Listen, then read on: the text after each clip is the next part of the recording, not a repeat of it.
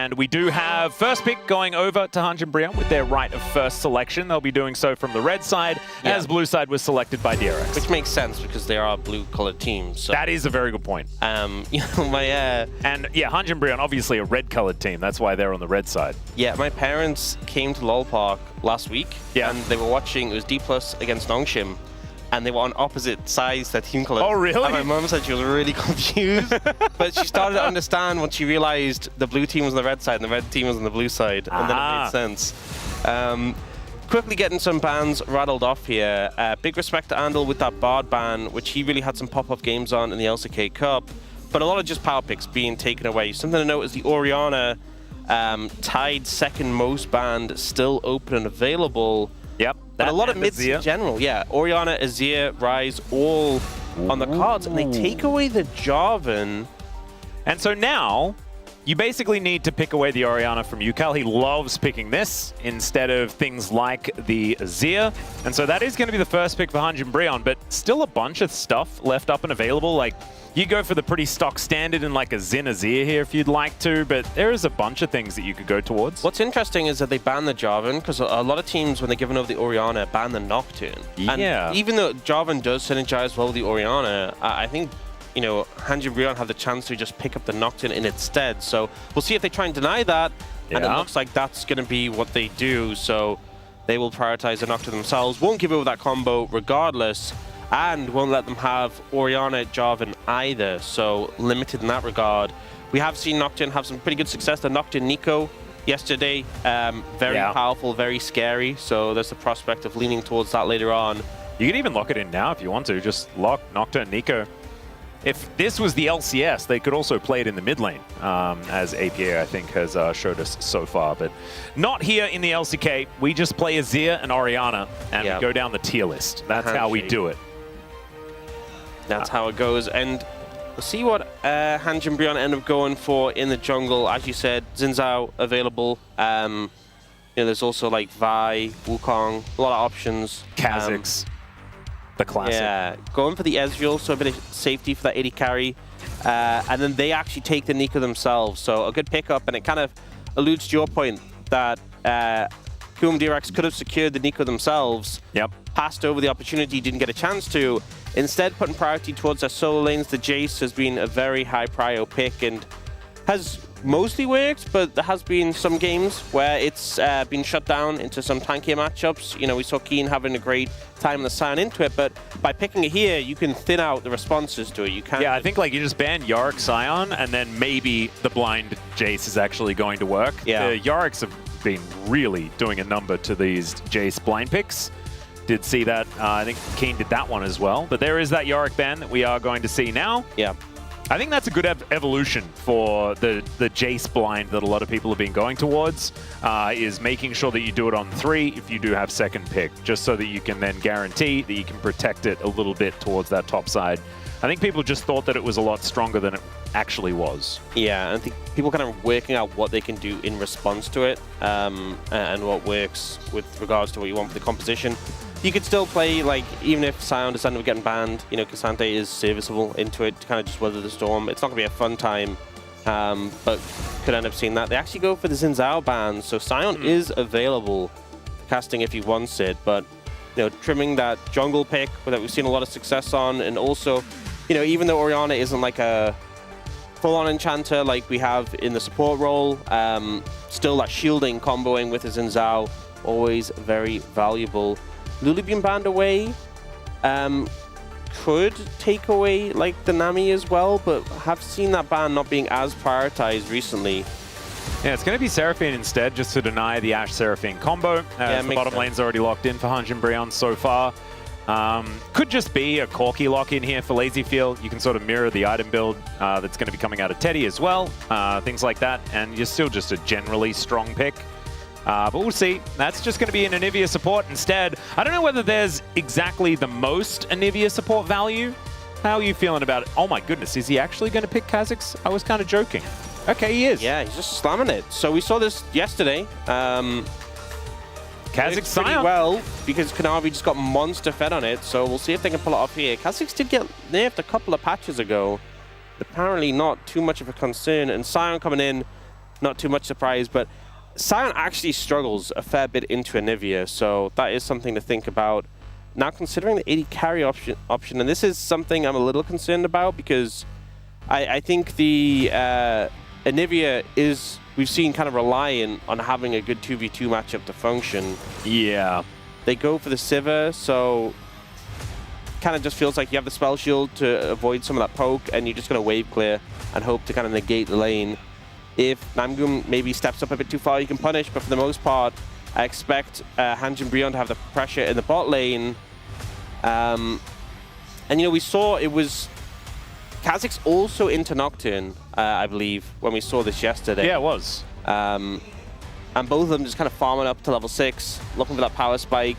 Well, actually, I mean, Kanavi got things done before level 6, but that is kind of the play pattern of both of these junglers. Just so much power achieved from that level 6 spike. I do think that having the Ezreal Nico into the Anivia is going to make the lane matchup really tough. And we've seen even, you know, our top supports, even Carrier, struggling when you have a bad lane matchup for the Anivia. He actually came to Seoul to see the bros. Absolutely beautiful stuff. Bro overall, not entirely sure whether that's true at this point in time. However, the only way to go is up. Or it's, I guess if they lose, it's down. But it's probably up, you know? We're feeling like we're in a pretty good position right now. Bro, Lever's all over LoL Park here. So many. This is incredible. That is what our bro tax is paid for. Their flight tickets. That's all we needed. Yeah, exactly right. I'm a little bit concerned about the Anivia lock-in. I don't think it's necessarily that powerful that you can just pick it without really paying attention to the lane matchup. But we'll just have to find out as KRX take on Hanjin Brion here in game number 1.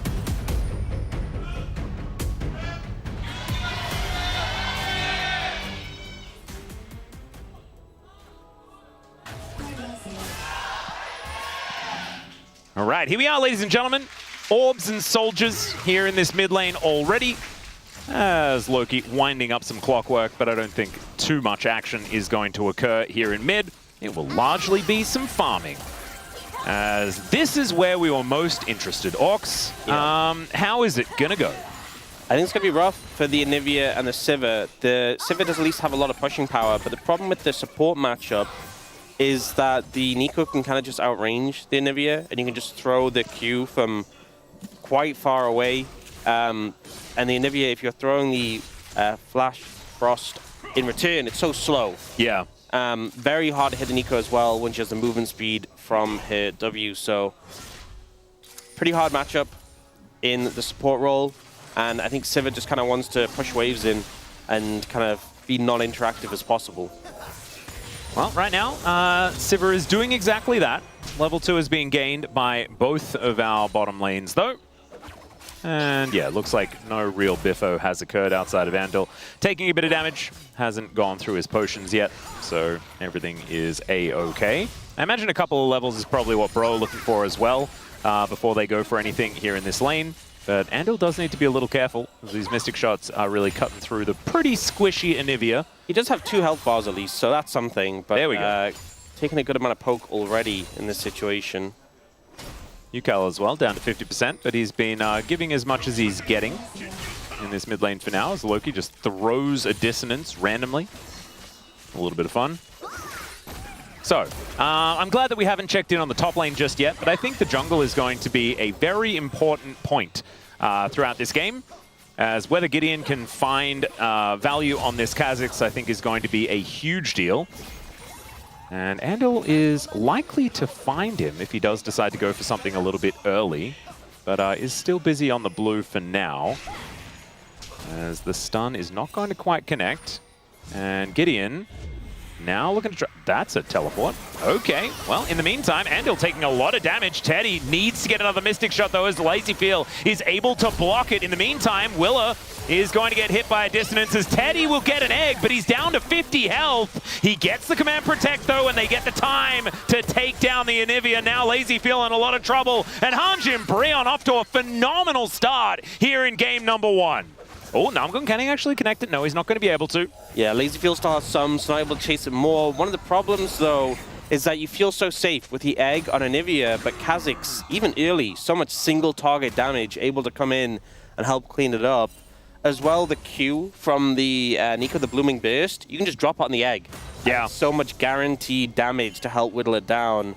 So we saw a very aggressive move here by Hanjin Brion to try and defend the blue buff. A lot of burst put into Andal, who's already a little bit chipped down for the lane. They get a stun on the Teddy and want to turn it around, but he's able to disengage just in time. LazyField is getting chunked, the egg is getting chunked, and look how much burst Gideon has just to clean it up and ensure they get that kill. So, and it's also the kill going over to the Kha'Zix as well, which, you know, sometimes you think jungler getting kills instead of the AD carry, that's not a great thing, but I think when it's a Kha'Zix, you absolutely want that to happen. Relevance happens from snowballing in a matchup like this. I really wanted to see, because yesterday we got the Kha'Zix from Kanavi, and it got so accelerated early, I was like, well, we didn't fully get to see how does a matchup play if that doesn't happen. We might not get to see that again if he just gets super accelerated in this game. Yeah. Well, already getting a kill in the bag. We'll see if he's able to pick up some more, but it's definitely a good start for the Kha'Zix. Not up to 8 yet, which is, I think, like, what was he, 8-1? Something. Was Kanavi, and the before one he died a couple of times? No, he actually, the one death wasn't execute. Oh, right. So at that point, he was basically legendary. Yes, and then he did die because he went running around in the enemy jungle. Yeah.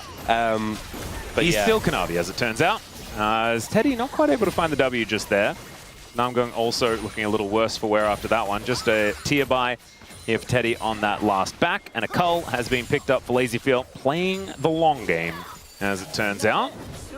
Teddy needs to hit a few of these buttons. LazyField as well, throwing that boomerang blade to Narnia.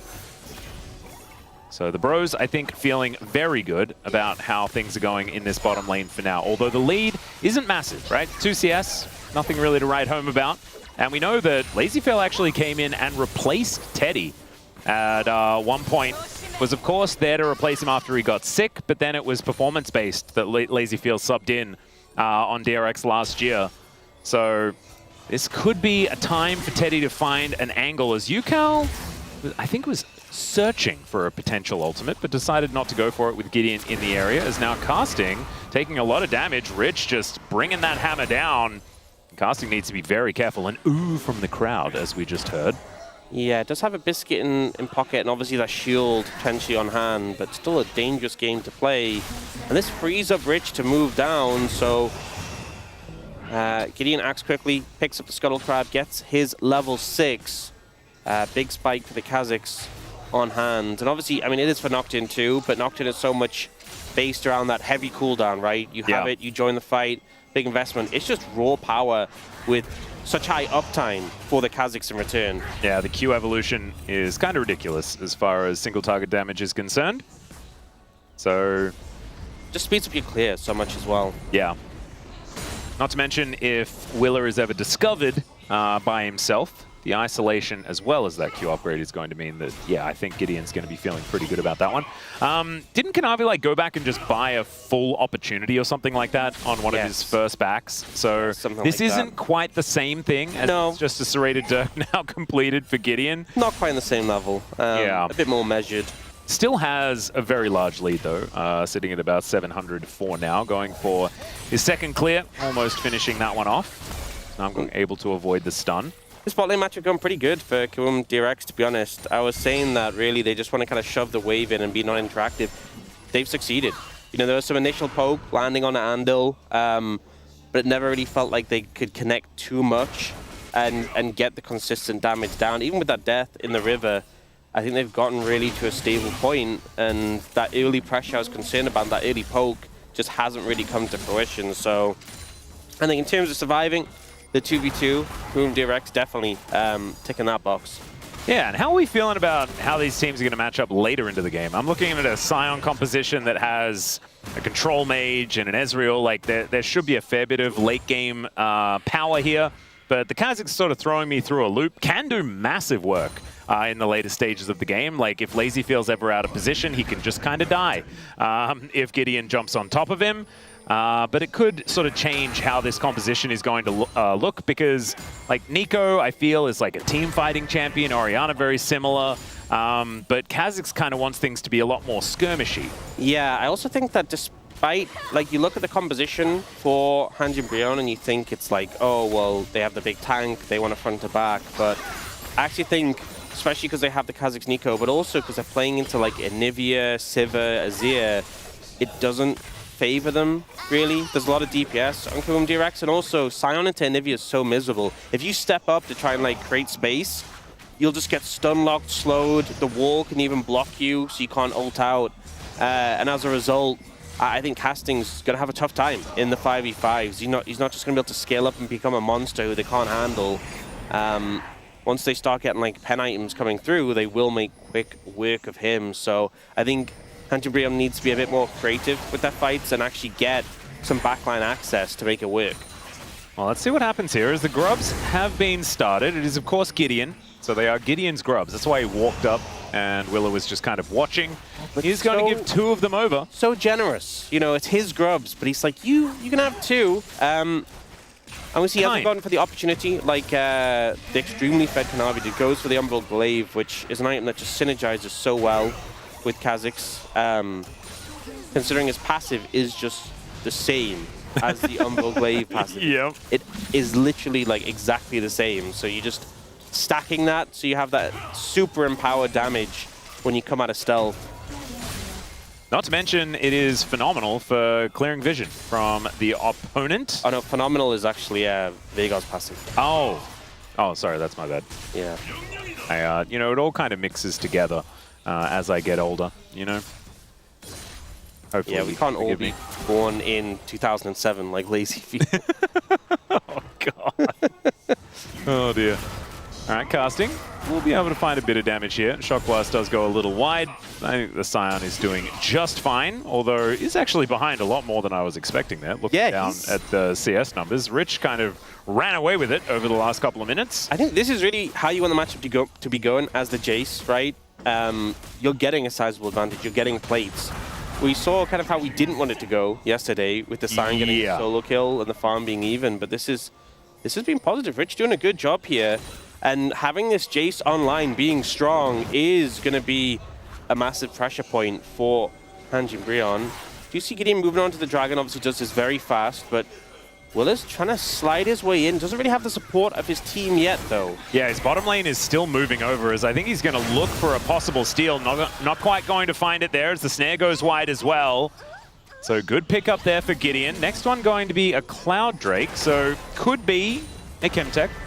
So we're going to need you to stay alert. Okay, Daniel? Yeah. Thank you. I will say, Oh, Paranoia does come on down here. Used defensively. Flash out of the Shockwave there from Willer to make sure that he's not thrown around. Still getting the flash out of the Nocturne, a big deal. I think it feels bad for KRX, right? Is you don't manage to secure the Dragon, don't really get to contest it, and now you're Shockwave down. Not Shockwave, Paranoia down, so don't have that tool available. They do have Emperor's Divide, and there's no Shockwave on Loki, so they might be able to look for at least a flash out of the Orianna. But without the Paranoia, it does make it a little bit more difficult, as Teddy, dealing with this Glacial Storm, kind of wishes that he had the Arcane Shift available there and was just kind of wandering aimlessly. Yeah, it looked like there was a gap. Yeah, I just don't think the gap was able to work. It was just fake. Pressured a lot on the tower now. Yep, casting is going to book it back towards the top lane. We heard the Sion alarm there for a moment, but just using it to farm. And he's going to hit the level 11, so at least is on par as far as the experience is concerned. But Rich feeling very, very good as we head towards the mid-game. And KRX, I think, you know, once you get to a couple of items on Lazy Feel, and Yukal is able to get, you know, item number 2 alongside his Nash's Tooth that is already completed. The amount of DPS for this composition is very, very high. Yeah. And I'm interested in seeing what they're going to be able to find with it, whether it's going to be like an early Baron angle or something like that. Be a little bit of fun here, and I think that there is a lot to look forward to as far as late game potential for KRX if the bros are unable to get a snowball rolling.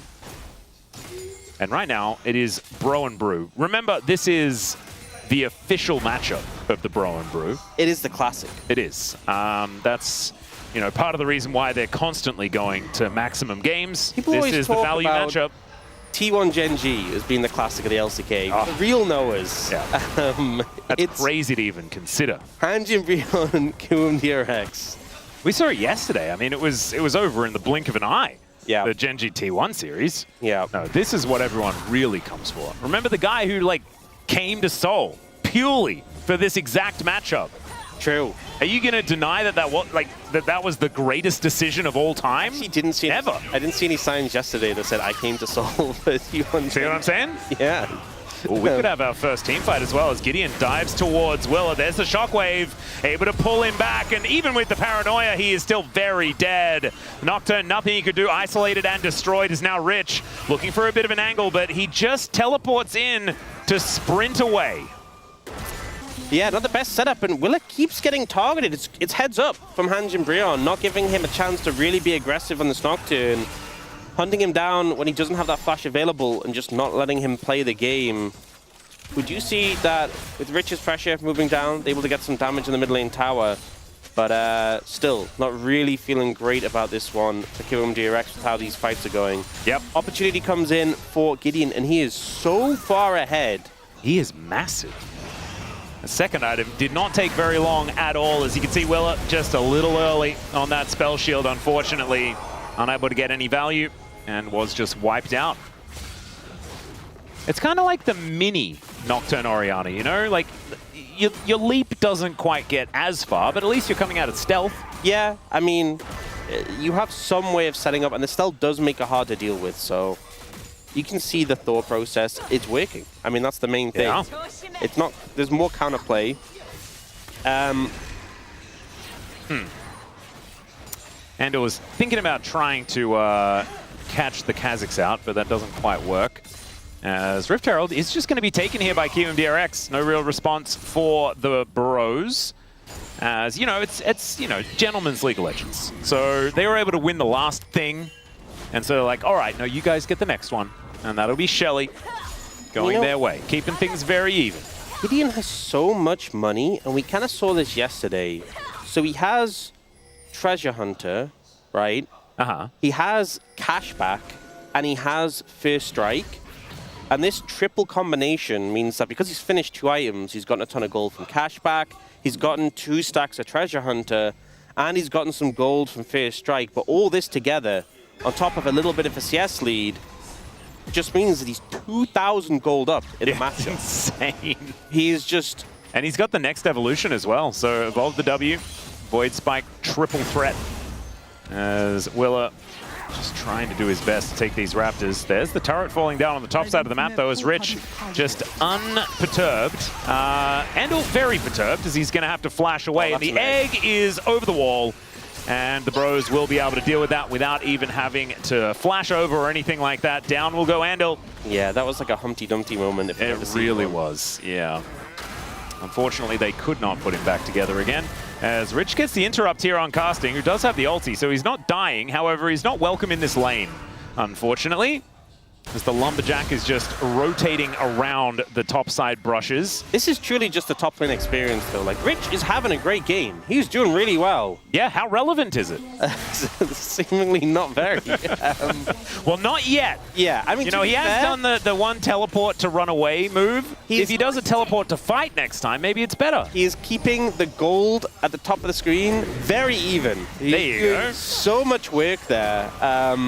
Oh, maybe a solo bolo as well. Their first kill of the game as Casting flashes after the damage. Shock blast, not quite enough, and Gideon says goodbye. Oh no, Rich has now discovered that the rest of the game was going on. This is the point. Okay, so he's not going to do this because this isn't solo queue. But if this was solo queue, this is the point where you'd press tab. Yeah, and just ping the Kazakhs over and over again. How is he 3-0-1? And Casting is just teleported down towards his bottom lane that is no longer there. So that is at least KRX getting something on that front. Now the gold is back to very even. As look at all of that crystalline overgrowth. My goodness, that is just plates for Loki to pick up. Not actually able to get over there and collect them just yet. As Mirror Mana is at least done here for Rich. 2 items has been built up for him, but there's a 3rd serrated Dirk to come through for Gideon.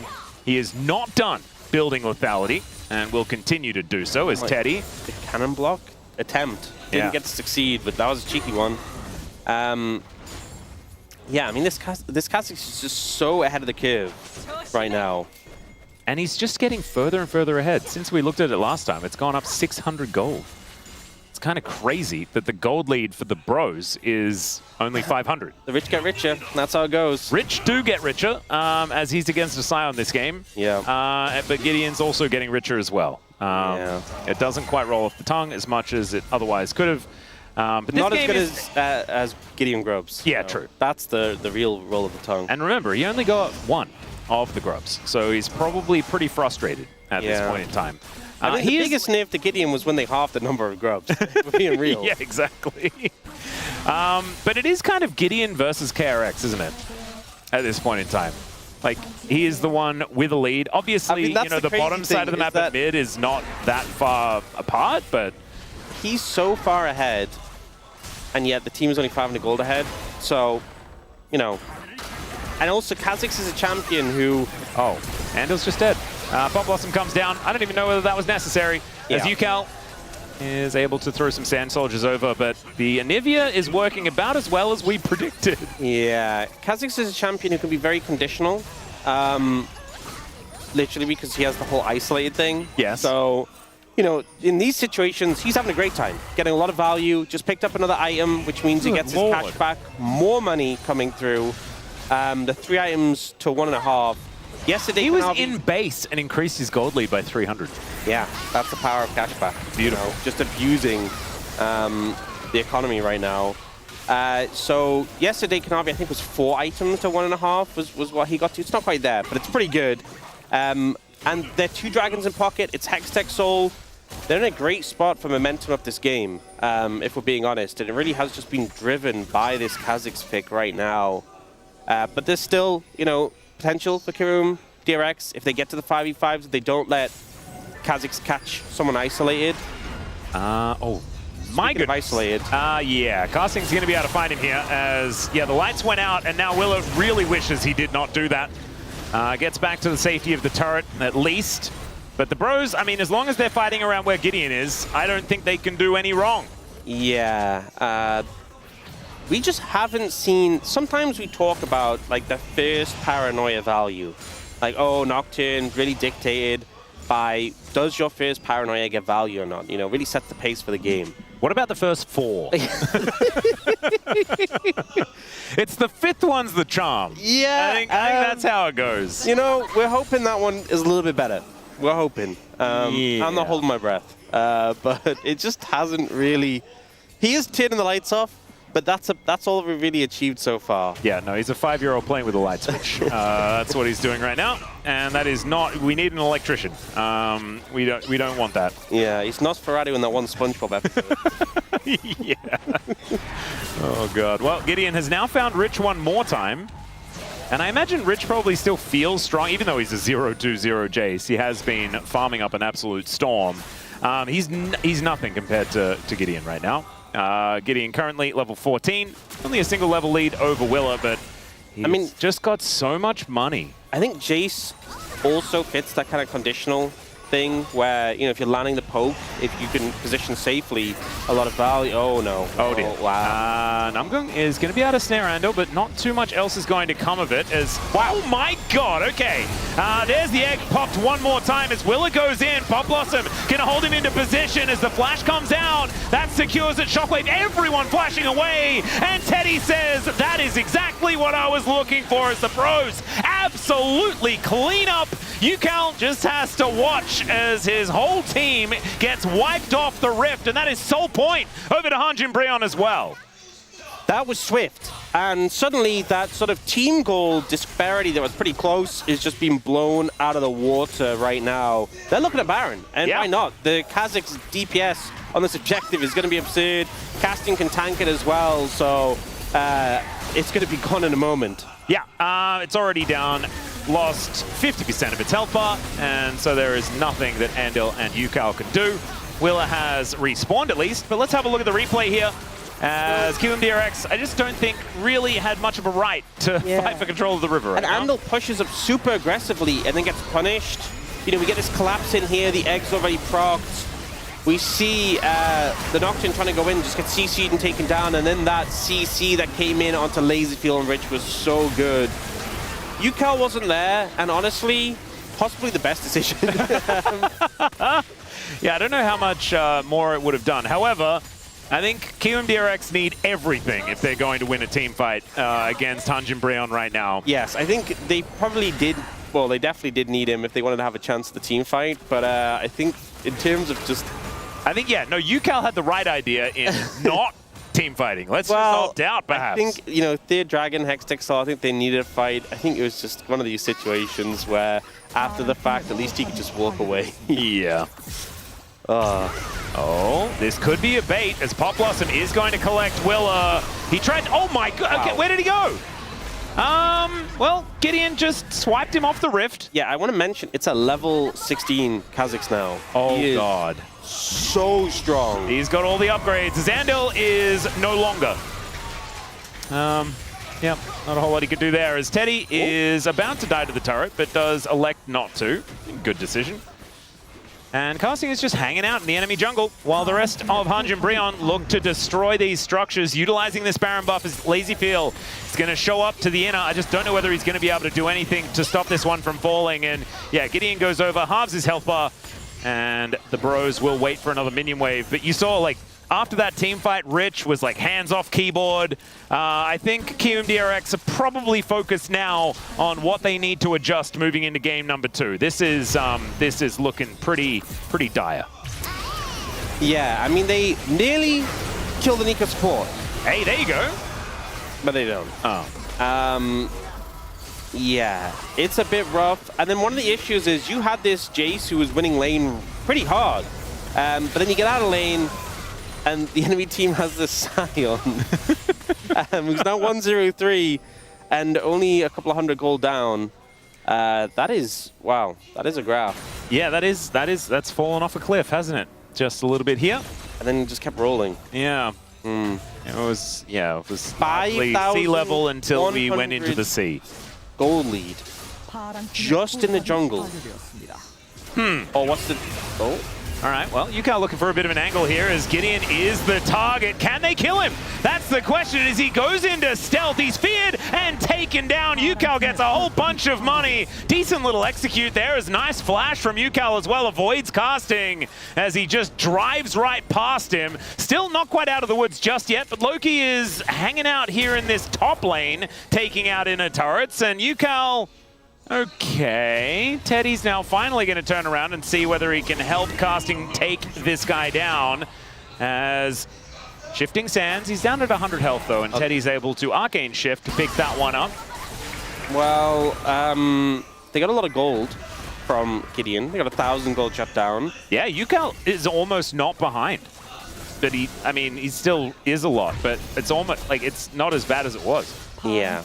Andal died again, but this one wasn't execute, to be fair, so I don't think we can judge it as harshly. But I mean, they killed the raid boss, and that was purely the goal. Just about. Good tank here from Andal. He goes down for the 6th time this game. Also didn't waste egg. Yeah, true. Because he didn't have it up. That's the thing. He's died 6 times despite egg. Still like absolutely massive egg value so far this game. As Casting, I'm sure he's egg static. Yeah, he's attempting to take damage. Does flash away in the end. Trishot Barrage spots them out as here's the teleport in. Not sure about that one for Loki, however, they are very far ahead. Nice wall. Oh, the wall was so good! And Loki's going to be taking down the flash over the CC from the shuffle. But look at this damage. Casting still trying to do what he can. The rest of the bros are just going to bail though, as this fight is just not working. And KRX are not out of it yet. Okay, they haven't given up. They still find a window to win a fight despite this big discrepancy. Wait a second. Oh my god. Oh my god, Gideon. What is that? That was like his W is not supposed to instantly kill people. As Teddy's just trying to snipe the egg, does manage to take down Andal as there it goes, UCal as well. He gets it! They get the soul as Gideon is so massive. And now they can just slow them down as Ezreal's dream as it's a double full for Gideon. A full house, in fact. Teddy's full of Gideons. And Hunjin Brown only needed 2, I guess, in order to win that fight. 2v5. KRX find this monster team fight from a huge deficit, but it doesn't matter because all of the gold is on these 2 players, and it's all they need. Let's have a look at this one more time. I mean, casting, it takes so long to deal damage to him, but it's kind of annoying playing into the Anivia and just kind of getting blocked here. So he does flash out. And then we actually end up getting this huge play from Andal. Andal, who struggled all game, gets the stun. This wall. Oh, so good. Perfect timing. And then Rich flashing in over the root was crazy. But it works. They get this big fight advantage, and they're like, cool, we can deny the soul now. But what we see... the damage numbers. He's trying to block the egg, and then he decides, no, that wasn't a good idea. Gets the soul, dodges the shock blast, and then the re-engage with the slow.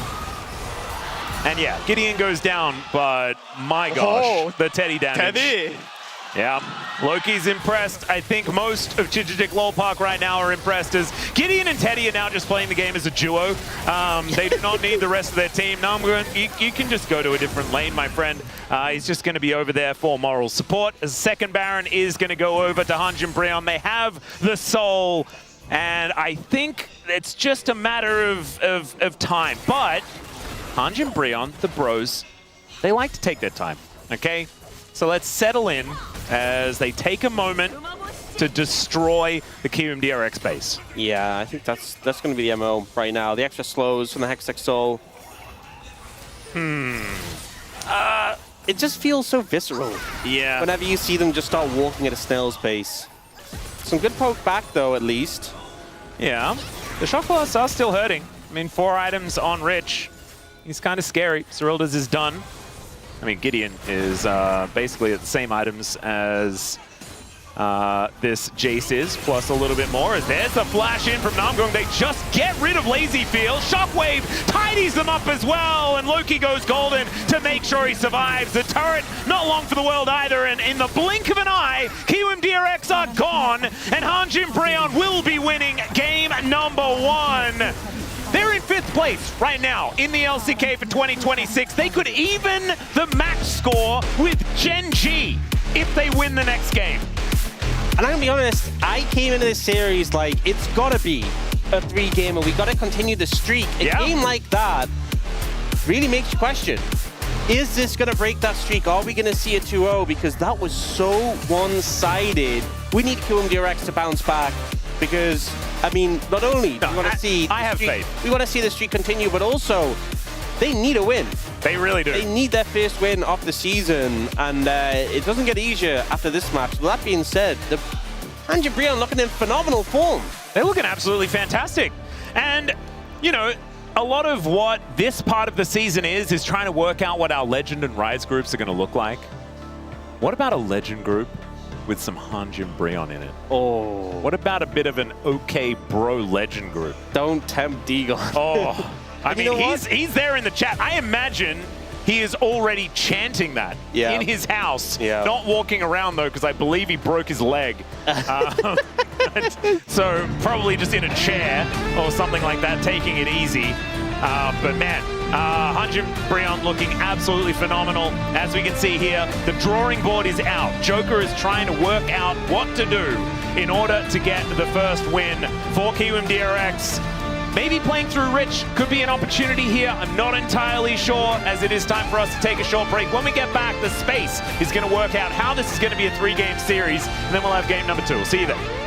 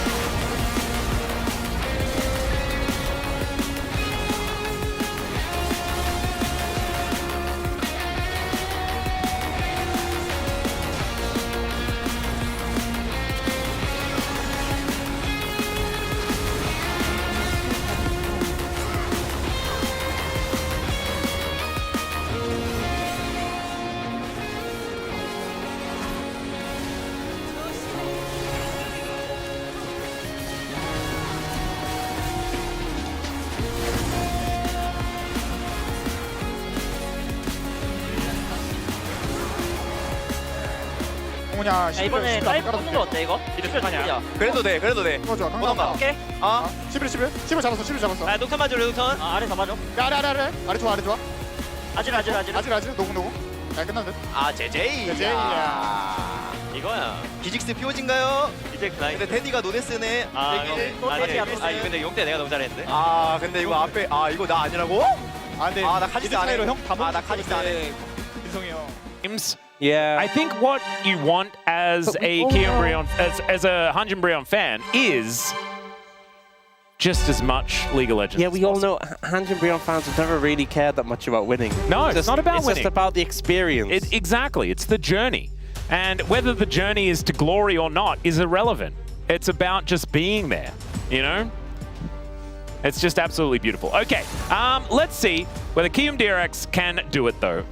Right now they do have first pick. That is not going to change. Oh, actually, no, never mind. They have switched sides. So this could be the opportunity that they're looking for in order to get something more powerful. But I mean, the jungle picks are kind of all open. That's why we're seeing the Jarvan and the Pantheon both banned away. Xin Zhao is another one that is still up and available. Maybe KRX just get rid of that as well. Willer is like, well, we're playing the weird picks this time. Rise ban makes sense, especially with the Orianna Azir gone. It's interesting we're keeping the Jarvan ban because I speculated that was kind of just because Orianna was taken. I mean, Jarvan is high priority, don't get me wrong, but not really a pick that we've seen banned that much overall. It tends to be just picked early on, but a limited amount of times it's been banned, but they are opting to remove that one. Obviously a pick that Gideon has had a good amount of success on. Wow, they are going to... Heavy on the jungle bans. Triple jungle ban here, so a lot of respect towards Gideon, which is interesting considering that he just won the last game playing Kha'Zix, who isn't really at the forefront of the meta right now compared to, you know, these three, who are very much the staples we've had for a long time. So. Watch him just lock in Talon and just do the same thing again. That would be pretty funny. That being said, something to take into account, a lot of picks have been left open that were banned last time. Actually, not that many, to be fair. Yeah, I mean, Bard. Bard and Varus are the two. Yep. So, will it just be a Varus first pick here? No. Looks like they're going to go towards the Annie. It's so weird to ban 3 junglers and then not pick a jungler. To me. That's what I would expect that they'd take the next thing on the tier list. The fourth denial? Yeah, that's what I was kind of considering. But instead, Yukal is just going to be playing a bear and a little girl. And we'll see how that one goes. As Loki, plenty of options into the Annie. It's not necessarily a pick that you want for lane, though. Certainly more about setup and things like that. Let's see what Hanjinbrion have for us. Brutal laning yesterday, though, with the Annie into Galio. So, that's true. A little bit different when it's Chovy. Yeah, Aurora, I think one of the picks that can actually do pretty good in this matchup. So I'm not too surprised to see that one come through. Do we see the Varus picked up here for Hanjinbrion? Do we see a jungler taken? Wukong syncs really well with the Annie, so maybe you could deny that. Could also lean towards the Vi if you want to have Vi. Aurora, just for some really solid lockdown. What about Ivern? Now that LS is back, it's all about his win rate is way too high, no, and everyone should play him. Lee Sin. The Ivern. other Ivern. Yeah. Got it. All right, Wukong going to be the lock here, as you were talking about, feeling like it's relatively high up there, but Gideon did get his first choice, as there is a Gnar blind. I mean, this reminds me of like a couple of years ago, except they decided not to pick the Rakan. You know, this is like actually by a couple, I mean last year, as the Fries Group special could be absolutely demonstrated here by KRX. I mean, it is pretty straightforward. Looks like Varus will come through. This was kind of the last chance to grab it before you go second rotation. So a longer range pick that can operate at a distance, but at a mobile. So definitely under threat if they can get on top of you. Now into the bans. I think probably just get rid of the Varus just to play it safe. Rakan, Wukong, a massive threat. Yeah. Especially when you have it a mobile backliner. So. There's also the Bard still up and available, so maybe that's something that KRX want to get rid of. Yeah, there's also Ashe Seraphine as well, which on top of the Wukong is pretty devastating. There's a lot of power in the bot lane that KRX can have available. There's also Yanara Lulu. What we're trying to say is there's a lot There is. I think one thing to take into account is what is going to be able to lane effectively against the Varus, but they are concerned it could be a Varus top lane, hence the Caitlyn ban, which we did see earlier in the LCK. Yeah. I'm not going to lie, if you're considering the prospect of it being a Varus top lane and you're playing Gnar, I think you're already in such a bad spot. Well, there's that Bard we were talking about. I was actually thinking that Hanj and Brion were going to look towards the Bard, but they're going to ban that one away. Not wanting to give Andal the opportunity to play that. And one more ban to be thrown out here by KRX, and it will be a cannon to avoid that being the option into the Gnar. They're hedging the bets a little bit, you know? Yeah. where the Varus could be. Maybe they gave ideas. Maybe casting wasn't going to play Varus, and he's like, hey, wait a minute. I could. Yeah. It's a great idea. Well, Nautilus is going to leave things up in the air if they do decide to lock this one in for Namgung. Oh, they're keeping it as a flex, really just threatening in this situation. It does give a lot of information, though, to KRX in terms of, because I think there's a poor pick very important to know when you're opting into your 2v2 and what you want to play there. Do you know what's the really good thing? They've played Anivia already. Yeah. And so the Nautilus doesn't need to worry about having the saddest matchup of all time. Yep, don't have to deal with that. Lazy Feel and Andal are having a big giggle at the moment, and it's worrying me. So... All right, Kalista it is. Kalista Renata going to come through. Okay. I mean, pretty good into a Nautilus lane, I guess. Good into Nautilus. I don't think fully fits with what that comp wants to do in terms of like comp wants to go in, and Renata's not necessarily the best for that, but I still think can work pretty well. Jigs? Honestly, this could be a pretty great Ziggs angle. And Teddy really does like playing Ziggs. Pretty good into the Kalista like you were talking about. She was buffed a little bit on this patch, a little bit more Ren damage or something like that. Yeah, more AD ratio on the subsequent spears on the Ren. So she's pretty strong in the AD skirmishes. Oh, that's an Embassy. I was riding in Ziggs. Oh, man. Oh. You know, I think I would have preferred the Ziggs. Me too. And I'm not biased. I am biased, but if I say I'm not biased, that negates it, right? I think the bot lane matchup, I think the Nautilus is going to have a bit of a tough time. They have this Annie Wukong for a lot of strength. Yeah, I think ultimately KRX, you know, they kind of drafted some things that it feels like they have this sort of stronger skirmishing power around the bot side, and also teamfight should be pretty straightforward with the Annie Wukong. But on the other side for Hanj and Brion, you know, Gideon on this Lee Sin, if you can just start getting some momentum on this pick, you have decent setup, right? In the bot lane, you have two champions that can easily land that CC. We love you too. Man, just everyone's a bro fan today. It's just so incredibly cool. Hi. Hi, everyone. Man, what a time to be an LCK Global commentator / person. It's just the goodest. It is. It's pretty good. I also really loved the little capybara Lazy Feel. That was absolutely adorable. His emote is so good in game. Yeah. Oh my god, it's one of the best. All right, here we are, ladies and gentlemen. It is time to see whether KRX can bring us to 3 games as it was written, as it was promised.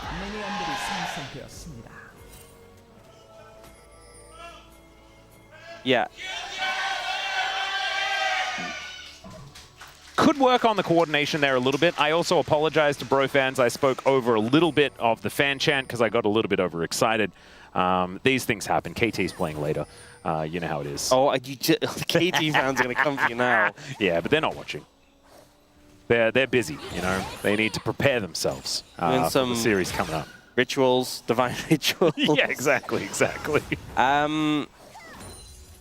Goth Annie, by the way. This is a bit of a throwback skin. It's been a while. I'm a bit of a fan. They updated it, so it looks kind of like the, you know, the Nautilus Renata line of skins, which unfortunately neither of them are playing, so... You know what I'm talking about, like the Halloween-themed ones. But like the Nautilus has the big Yeah, like chandelier. the big, the Chandelure skin line. Yeah, the new Goth Annie, since they updated Annie's visuals, does kind of look like it fits with that vibe. I do really like the stun animation swirly. It is very cool. Yeah. So I think there's a lot of picks in this game that are very momentum based. So getting off to an early start going to be pretty important. Teddy's got Halo Blades, Varus, so still going for the poke, but having a bit more sustained DPS. Well, it's actually pretty cool. I kind of like the Halo Blades angle into a Callista lane, especially. Yeah. They also, something they did with Varus, because they did nerf his Q80 ratio, they added an 80 ratio to his Blight, like his on-hit. So honestly, if you have a bit of attack speed from Halo Blades, you get a lot more value from that than you did before. It's pretty cool. Nothing to write home about, but getting a couple of autos in when you, and obviously proccing it is a good amount of damage. Although obviously with this build, most of what you're doing is just poking from a distance. Gideon was fishing there, trying to find an angle, but nothing really came to fruition. Cool casting. And a little aggressive here towards Rich, as he does get his good old shield. You know, and are obviously not exactly incredibly happy to fight up close and personally with an Ambassador. I'm kind of sad that we got the Ambassador, but it wasn't in jungle, just because of how I know he would have been. That's what I was thinking about as well. As Namgun goes in, Andal taking a bit of damage here, but Teddy not exactly feeling the greatest, and it looks like QMDRX able to turn this one around. A little bit of Ren damage, but not exactly the most. I will say there is a monkey coming down. I think. Oh dear. This is diveable. He's going to TP back in. I think this should be okay. Will he stick around if there is a teleport coming on in? Looks like Teddy is deciding not to. Realize that wave is probably not something that he's able to pick up anyway. Okay, plays it safe. Oh, they're looking mid, maybe? Gideon's been doing a lot of looking.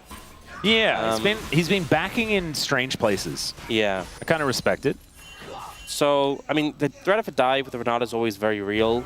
That trade they had earlier, I think Teddy was just backing off under the fear that potentially a dive could happen, but did end up burning both barrier and heal from KRX's bot lane in trade for just heal. Obviously, Teddy having that TP means they are down a combat summoner, so I don't think it's too bad overall.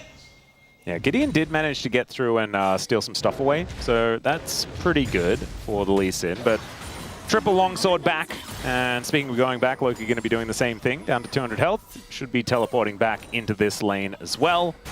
And we have pings out onto exactly where Willer is as well, so Hanjin Breon, good tracking of the enemy jungler. But as we can see here, I mean, you were talking about momentum-based champions. I think KMDRX is the team that want to be playing around it the most in this game, and so far so good on that front.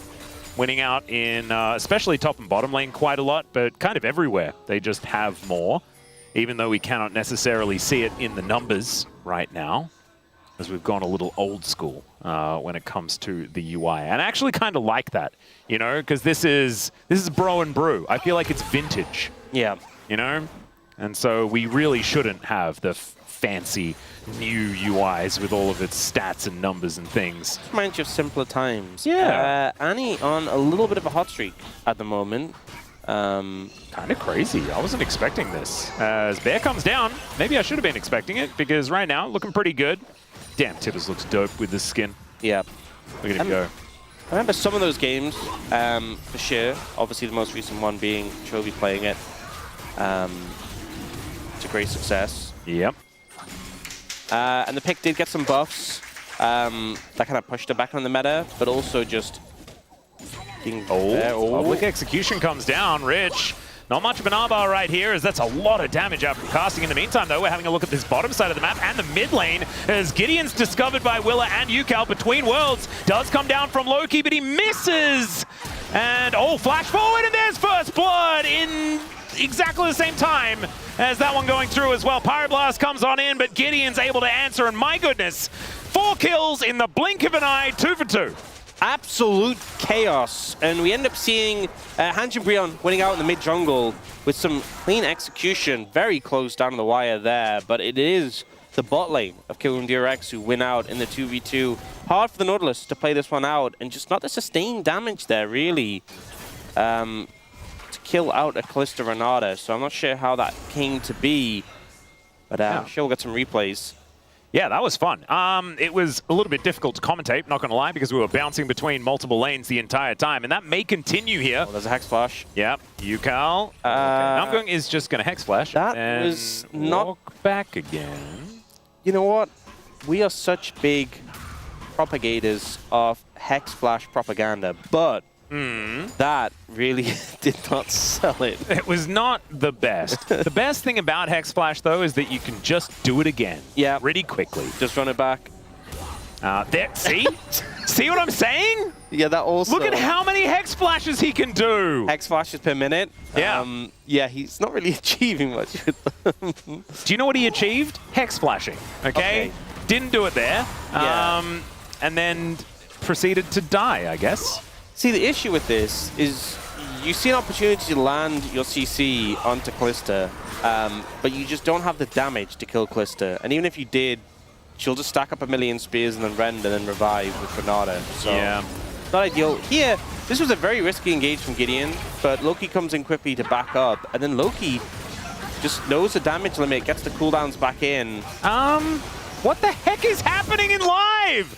There was a solo kill in the top lane as well as Gideon gets his hand shaken, but it wasn't exactly the nice kind. This is the least bro and brew game Yeah, what is going on? we've ever had from these two teams. This is just breakneck pace right now. Nothing gentleman about this at all. No, we aren't allowed to have replays. This is both teams like, look guys, we need to get ahead early. Somewhere Wolf is like, we're in replay purgatory and I can't handle it. Yeah. And by somewhere, I mean he's at the space saying exactly that. I imagine he said it moments before. Okay, so solo kill top, we get that first.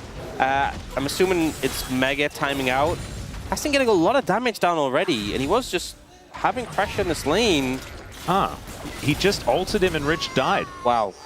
Well, that There you go. clip didn't need much casting. Casting kind of did it himself. Look at the Hex Flash value! Oh, that flash from Andal was so cute. And then the kick out the way. Oh my goodness. That was some cute interactions, honestly. They're cute on both sides. Yeah. Unfortunately for KRX, the cuteness didn't actually work out in the end, as it was LazyField that did die, but he still has a decent CS lead at this point. And so I think their composition will still function as we get towards the mid-game. The problem is they are behind a bit of gold now. And there is this Ambessa situation as well. Yeah. A little bit worrisome. Andal is getting information, everyone. All of the information. Guys, enemy mid laner is around mid. Yes. Can confirm. And they're like, we know. They just cleared out a ward. He's like, yeah, but I really know because I'm here. All right, casting. Not going to quite... Oh, never mind. Turn it around towards Rich here. He's dancing, though. We'll get that hyper proc. So the Gnar is at least still doing what it's supposed to, even if it does appear that this lane is more difficult than he would have otherwise expected. How many total minutes of pain do you think top laners have suffered at the hands of Gnar? Or do we go an into like exceptionally large amount of minutes? Like decades?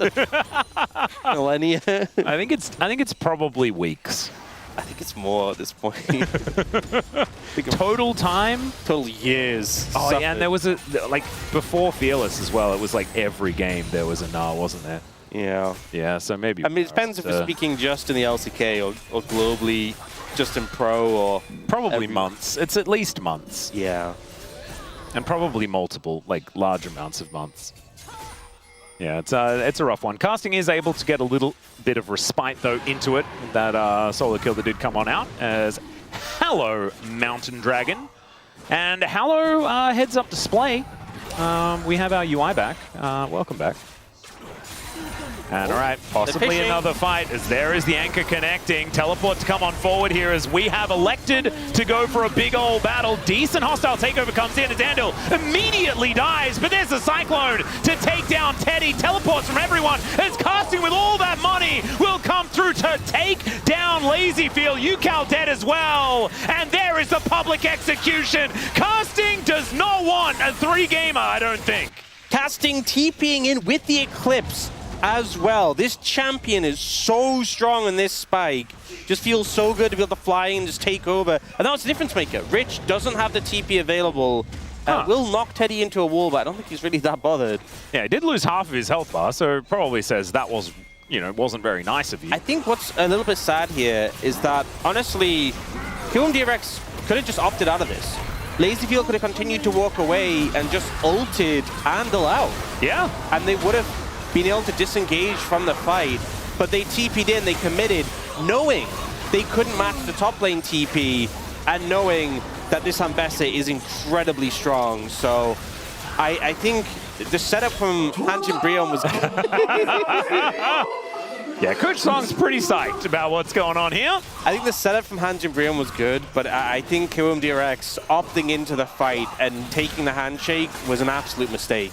But if you've got a Renata on your team, I mean, you're all about taking the handshake.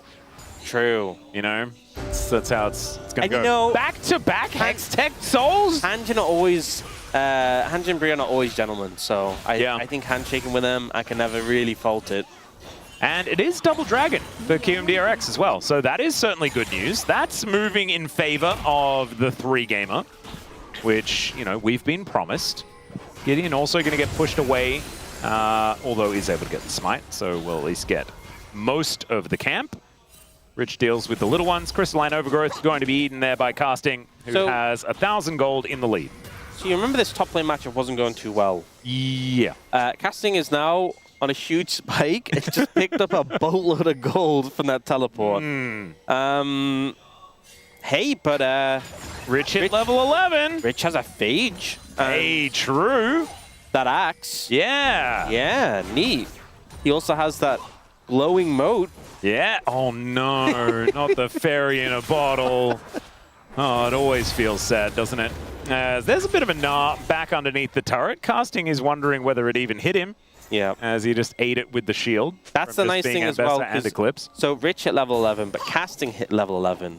And Casting gets free armor pen just for skilling his ultimate. So even though he doesn't use his ultimate, he's just doing more damage. You're making a little bit of a release date assessment, are you not? A little bit, you know, just a tad. That being said, Annie gets that too now. Despite being an old champion, but got a little bit of a changeroo. Well, having a look now, as he was considering throwing a bear at Loki. Loki's instead going to start things off with a bit of an ult his own self, as Q going to get flashed. Nicely done from Yukal, but not going to be winning out on the trade, as he does save Tibbers at least. And Rich feeling like he wants a fight, but I don't know whether he really does. There's a public execution to come on down. Mega Narbar is pretty good here from Rich, who will have that one charged up. Casting still looking aggressive as he shoves that wave underneath the turret once again. Okay, Orcs, I'm feeling like this is just going the way of game one, once again. We need a turnaround from KMDRX. They need to do something. Well, actually, in game one, Rich was winning top lane, so... so never mind, they're going to win this time, because he's losing top lane. Yeah, I mean, they had that going for them at least. But also, Hanjin Brion had the dragon lead, so KMDRX have that in this time. Oh, it's orange buff. Okay, yeah, he's just going to get kicked, and he's really dead. Gideon able to tank up that turret as long as he would like. They had enough minions in order to take that one down, and I think this turret is not long for the world as well. Hanjin Brion are looking at increasing this lead to about 4,000 at 15 minutes into the game. Yeah, and so last game, I was kind of like, well, Kha'Zix is monster fed, but Kha'Zix is conditional. You know, they have to be isolated. There can be some fights he doesn't get value. You know, the gold was even between the teams at one point. It was just Kha'Zix who was fed. That's not the case here. Everyone is ahead. Yeah. Everyone is strong. You know, you have a team with like a Callista who's behind.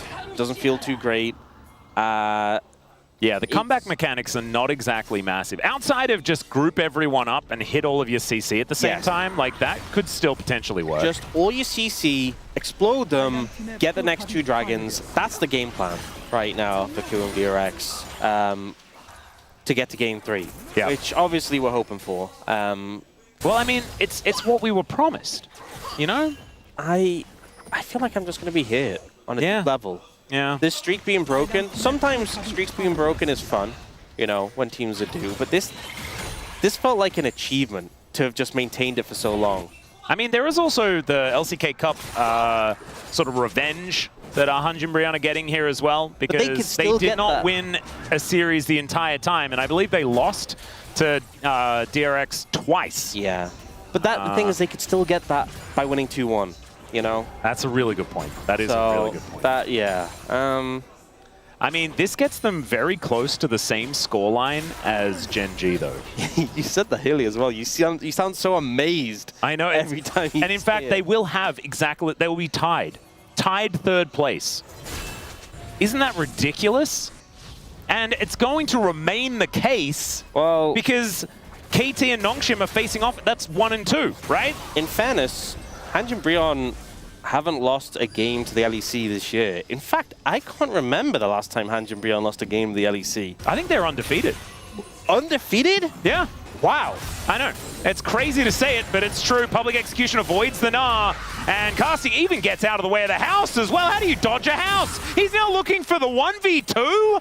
Okay, I mean, the ulti's now on cooldown, but there's a teleport in. Between the worlds goes Loki, and there is no turret left. The Q is going to miss, though. Let's see, they should be able to kill Rich, but they're also going to try and kill Willer as well, and down he'll go. The kick into the wall from Gideon was beautiful, and yeah, they tried to kill Casting, and Casting said no. He's just so strong, he already has the Spirit Shojin. Oh my god. He's so strong, and you know, it's hard to really fault them for trying to go for a play like that to get back in the game, but immediately you saw that just going wrong, and then the cavalry show up, and it's just like, okay, now we're really in the hole. Yeah, we're grasping at straws right now. We have Mega now, we have Wukong, we have CC. The buffer from the ult from Casting is good. Well, it's like, I'll go in, and then the damage starts coming through, and he's like, oh no. Yeah. And by the way, when I say the damage, I only mean onto Kiwum DRX. Casting is not taking damage. No. Well, I mean, Kiwum DRX are at least here on this dragon. Oh, they're stacking Rens. They might get this. Yeah. All right, Hexgate going to bring Loki on in. There's the flash from Lazyfield. They're diving onto Casting. It is going to be the steal. Hostile takeover just for some zoning, and there is the shutdown onto the Ambessa. Still, Hanjin doing some damage, but it is a kill back in favor of Kiwum DRX. The problem is, dragon stacking is stopped. Yes, they kind of forgot about the dragon, and I get it, right? Don't get me wrong. They saw the threat of Casting on the flank, and they're like, look, if he gets in here, we might get wiped. And 3 dragons, if you can't get the 4th, is irrelevant. But it feels really bad that they kind of just moved off the dragon and didn't really find an opportunity to secure it. I'm wondering if maybe they could have just left one person. I don't know if they... I think they moved everyone off the dragon. They just didn't stand a chance. Maybe Willow was still there. I'll have to see in the replay. It was definitely Lazyfield that left, and he's the one that had a lot of the Rens in there. Not having the Rens was a big deal. I'm not sure if Willow did move as well immediately. We'll see in the replay. So... yeah, Willow wasn't actually... Willow's still on it, yeah. Yeah. So okay, so it's just a 50-50. Okay, fair enough. I mean, I think if they had the Ren there, they definitely secure it. I think it's not the worst move, though, if I'm being honest. I think it just comes down to that. Can you outsmite? They lose. But they manage to get a kill and don't lose the fight. Casting misses the ultimate this time around, and Rich lands his. However, Gideon going to make his way down. He misses his Q. House connects, and maybe this time it's going to work. The wallop comes through. There's the Cyclone, and up into the sky goes Casting. Down he is once again. And if at first you don't succeed, just do the same thing again and win. Yeah. Oh, 3 games, baby. It's happening. I can feel it. You know, we got the Triumph Spike coming in from the Callista as well. Big moments. But yeah, so nice little dodge there. Slam into the wall. And then Gideon even seems to get here first, but misses the Sonic Wave. And then they're like, okay, let us just kill the Ambassador. Yeah, Gideon realizes that he has to get out. Nice. Okay, getting a little bit messy from Hanjin, or alternatively, getting a little bit generous. Depends well, they are gentlemen, as we know. Yeah. I like to think that it is indeed generosity. This game was getting a little bit too snowbally, and they'd prefer it to retain some drama. And that is precisely what's happening, as Wallop and Gnar does provide some space for Rich, hops out of the way of the Sonic Wave, as there's the dredge line connecting, Namgung making his way in. They need the damage to get here as well, and there it is. Teddy going to help out, and it will be the kill going over to Gideon. Yeah, you know, try to make the escape again, but not really an opportunity there with all the follow-up. and the Nautilus being able to provide the CC. Been a lot of action around this bot lane in the past few minutes. Yeah. Teddy with a bit of a lead as well. As you can see, has a couple of items complete. Serpent's Fang very early on here to make sure that those shields are not going to be as relevant, as Loki will be backing away. The Aurora in a side lane can be quite frustrating with her extra mobility. And that's a flash in from Teddy. Finds a Chains of Corruption onto LazyFeel, but it's not enough damage to actually get the kill. Okay. I think as KRX, you are very happy with that, as now Teddy is flashless. And I'm impressed, though, that Teddy went for it. You know? I don't think it was a very good idea at all. If there was any follow-up, that was a kill. And there's a lot of gusto. Yeah. I respect the play, but just didn't really have the setup to make it happen.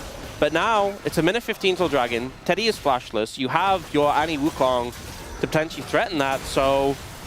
You know, KRX, it's only a 6,000 gold deficit. Yeah. Last game, Kha'Zix alone had that much of a gold lead at some point, so... Very true. And this time, I mean, Gideon only has close to a 2,000 gold lead. So way, way better, right? Yeah. All right. Let's see. KRX, 48 seconds on this Dragon. Still an opportunity for that soul point they were looking for earlier. LazyFeel, like you say, did make it to 2 items. He's got a Warden's Mail now as well, which is kind of fun. And casting is still a huge problem here on this top side of the map. 2,000 gold in the lead, highest lead in the game. But Andel's ahead by 100 gold. So, I don't know. Sounds, even if Fate's Call comes down, okay, let's see whether they can find the angle as Namgung, he's going to be the choice as Hostile Takeover comes in. Wow, the burst damage out from this Annie is just massive as he gets rid of the Varus. LazyFeel trying to bounce around the fight as Loki should give him the bailout, and there it is. Yukao likely to be falling and will get taken down, but casting is now very low. He flashes in to take out LazyFeel, but he is still going to fall. And now Gideon is running the wrong direction, and the rest of KRX are chasing him down. They will be able to collect it there with a hyper proc out of Rich. And this is almost an ace for KRX. I told you, Ox! It's 3 games! We were promised! And we knew that Hanjin Brion would be generous enough, but exactly. This team fight, the engage comes in, and honestly, LazyFeel gets so much value on the back of the Renata. Yukao, that lack of flash from the Varus. Teddy paid for it dearly. Yeah. LazyFeel survives the reset from the Renata and is able to kill Loki for that. And even though casting gets like a good amount of value in this re-engage, just not quite able to survive long enough. And you've already lost your Varus, you've already lost all your carries at this point. I think just in this extended fight, running out of damage. I think losing that flash, that play from Teddy, that is like the linchpin of this entire passage of play, because if he has that available, he can kind of just circumvent the Annie. Yeah, and now, Soul Point. So Hextech Soul is available for Kiwum if they are able to get the next Dragon, as Teddy at least finds the Piercing Arrow. Chains of Corruption does go wide, though. Teddy's all about pressing long cooldowns as often as he possibly can. Yeah. We'll almost have that flash up and available pretty soon, as Andal taking some damage here as well. It is 3.5 items for the Varus. He is a little bit scary. But LazyFeel as well. He's getting tankier and tankier with 3 items almost on the way. Only down 1,000 gold. And Willer as well has really cut that lead down that Gideon had put together for himself. His first death of the game, in fact. This Hanjin Brion composition is very bursty.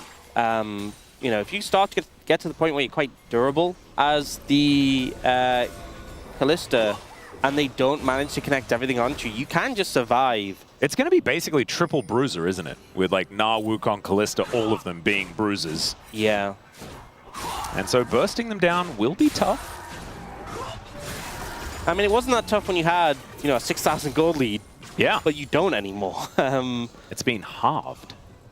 Okay. Hanjin Brion, you still have a lot more money than your opposition. But the tempo vibes, man, they have shifted. That's Randuin's complete here for LazyFeel. And I am worried for Hanjin Brion's ability to close this game out, but I am enthralled and excited that we will get multiple games. Oh dear. Gideon was trying to play the game, and he was then not allowed to. Hostile takeover holds him in position, and there is the GA getting popped. Teddy does find the Chains of Corruption, flashes out of the way from the Tibbers as Gideon, in fact, gets out of there. Willer is trying to escape as Loki will be able to get on top of him, but they take down the jungler, and Teddy just explodes. Yukal, so much damage right now as he's looking for an Incinerate angle. And Loki and Namgung, the only ones left standing, and it's another team fight win here for Kium DRX. Gideon just goes wandering in the enemy jungle and ends up going down, and now some big cooldowns not going to be available for that dragon fight. On top of the mid tower, just going to get taken down here. Yeah. You can see LazyField just bouncing around the fight. Tibbers as well. Oh, dies to the turret. That's 50 gold that just goes wanting. Didn't quite have the damage, but you saw Loki was waiting out the Celestial opposition for the reactivate, and I was like, maybe. But so on this replay, Gideon just base checks his Mega Gnar and just dies. I'm not sure if he didn't have a ward available, but just kind of keeps walking in. Losing the GA, a big cost. This old Commando, great. Even uses Namgun's auto to set up the route. And then they jump onto LazyField, but it's only really hitting the Calista, and you know it's hard enough to kill the Calista for the bailouts there too. Look at On that the other Randuin's side, value as well. yeah. I mean, it is a little bit sad that Randuin's has like anti-crit. There's 0 crit on Hanjin Brion, but Well, at least he knows he's definitely not getting crit this game. absolutely. There you go. So if anyone's saying anything about the anti-crit, it's just definitely no critting is going to be happening. I think okay? some big costs. Obviously, lost a lot of gold from that fight, but also Teddy lost Flash again. Gideon down GA, and Teddy's just not not getting to play these fights. Yukal's just exploding him, and his Flash is about to come back up. So I'm expecting Flash Tibbers again. And then it's going to be Hextech Soul, right? Like, it's under a minute until that Dragon's up and available. And right now, Kium DRX have all the momentum and the cooldown advantage. I wonder if Teddy's regretting not having gone Edge of Night in this situation. He might be putting it on the shopping list right now. Well, I would recommend it. the Hextech Soul fight in 40 seconds, so Yeah. not sure you'll get time. He's not nicking down to the shops right now, as Yukal does find the bear onto Loki, but not a massive amount of damage. Does avoid Namgung as he does dash cannon out of the way, but that is an Annie looking a little worse for wear. Man, these piercing arrows are really starting to hurt from Teddy. And Hanjin Brion do take control of the river, reminding Kium DRX that the bros still have a little bit of an advantage. Public execution brings casting in, but that is the Fate's call to make sure that Andil stays alive. Ulti for ulti is going to be the trade, but it's still river control here for Hanjin Brion, as Rich does hit that Mega Gnar, wanting to try and force a fight off the back of that. And they will be able to at least get control of this area. House goes down, Casting able to dash his way out, but these houses just keep getting collected. And there's the Cyclone to get that double knock-up. Willa, though, is going to get kicked back and stays alive. Casting's the one that goes down. Gideon gets jumped on by the now Mini Gnar. And Rich pretty happy about it as well, as you can see LazyField starting to pop off in the fight, playing frontline on the Calisters. Oh my god, that is so much damage out of Loki and Hanjin Brion. They still have a mid laner, and Loki reminds them Rich is now able to try and go in. He helps take down Teddy. I don't know whether it was necessarily worth it, as Hanjin Brion will grab themselves this dragon. What a crazy fight. Hanjin Brion managing to turn it around. We need Kium DRX to win this game, though, because we need more of this. So this ends up being a pretty heavy overchase. They commit after the flash from Casting. They keep going. They do manage to get him in the end. But they step forward, and the big takeaway here is Teddy's ult comes up. It just comes up. Now he fires it. It chains. It spreads. And then they go back in. The piercing arrow into two worlds. And the damage combo of Teddy and Loki was just massive there. And up until that point, it looked like, I mean, the last few fights as well, everything was going Kium DRX's way. That one overstep into the Varusol that just came available turns everything on its head. And now Hextech Soul denied for the time being, but the game is still in such a delicate spot. Oh, it really is. 4,000 gold is the lead here for Hanjin Brion, but it was bigger before. Handshake comes through. Namgung is not going to be too worried about it for the moment. Celestial opposition was indeed there. He is now down. As Piercing Arrow just barely going to miss. So having a look at some of these flash values, Lazyfield will have his up relatively soon. And otherwise, it's just Rich that's going to have his soon as well. Gideon still has Kick Flash available, and Teddy has Flash again, which is crazy. But no. I almost choked because I was like too excited about Teddy having Flash again. I think that's another thing with the last fight. They're starting the fight. Wait. Yukal flashing on a Loki. He bought it, by the way, Ox. He got the Edge of Night. Definitely a high value purchase now. But Yukal started last fight with the attempted engage on Loki, which Loki used the Invis to dodge. But I think, you know, that was obviously not ideal, being such a powerful cooldown and not really getting the result from it. I think that's really what allowed that fight to extend so long. So Yukal doesn't have the flash right now. Maybe it's something they want to wait for to have that setup, because both Willa and Yukal being flashless makes it really hard to set up. And you saw when it's extended, when you're chasing, if you do overstep into a lot of that burst damage, it can just explode. So squish your targets. Exactly right. So, KRX poking their head in around this Baron. See whether that's possibly an inroad. I don't think it necessarily is. As Lazyfield, he's got his Wit's End complete. Still feeling pretty tanky on this Callista. As Teddy with that Edge of Night shield, but I don't think he's protecting this turret. That one will be taken down. The gold lead shrinks ever more. 2.5 minutes on this next dragon. Once again, sole opportunity for KRX, and bro, they can equalize it. They can get towards a soul point of their own. And then Teddy is going to be ludicrously strong. I don't think Hextech Soul Varus needs much introduction. That is a frightening prospect. Yeah, I mean, it's just, if we're being honest, likely just a game winner, whichever team manages to secure it. Well, let's just hope that Hanjin Brion gets the next one so that we're in suspense for as long as possible. That's the goal. Although we don't really want that to happen, because then it's likely that it's a 2-0 and we really don't want that. Man, it's so hard to know. So demanding. Yeah. You know, I mean, I'm trying to work out, like, you know, where my bias lies, you know? As, all right, Lazyfield possibly in trouble, although he's able to hop his way out of it. Okay, we have kind of just stalled the game out. This next dragon fight, a lot of flashes have come back up available. All of KRX, Casting and Loki, a little bit more time before they have those. Someone needs to try and pop that spell shield on Teddy. You can see some fishing going on. Lazyfield was trying to get it with the... That dredge line's been working out, man. It's way skinnier than I remember. That's crazy. Yeah, definitely seen those hit before. Oh, yeah. But, yeah, they need a spell shield down from Teddy. And to set up an angle so that Yukal can reach him is the ideal. He's getting some good poke down. Yeah. But it feels like KRX have kind of moved it and taken over a lot of the vision around mid lane right now. Well, Casting's in this bottom lane. Does have teleport up and available. Loki's going to be pushing out the top side. It's just good timing to be dealing with the side waves, forcing someone to respond to them. So you can push in. Theoretically, it should be KRX that have tempo control, right? At this point, because they're the team that has the soul point. Giving them Hextech Soul will be pretty ludicrous. And so therefore, they can play around the Baron if they would like to, give up a soul point for Hanjin Brion and just allow them to have that extra big buff to close out the map. Right now, teleport comes in. Teleport in for both of the top laners, as that's a Mega Gnar joining the fight, but Rich is going to immediately transform back. So probably a good time for the bros to start pushing forward, fishing for Qs here, as we can see. And the dragon has now spawned.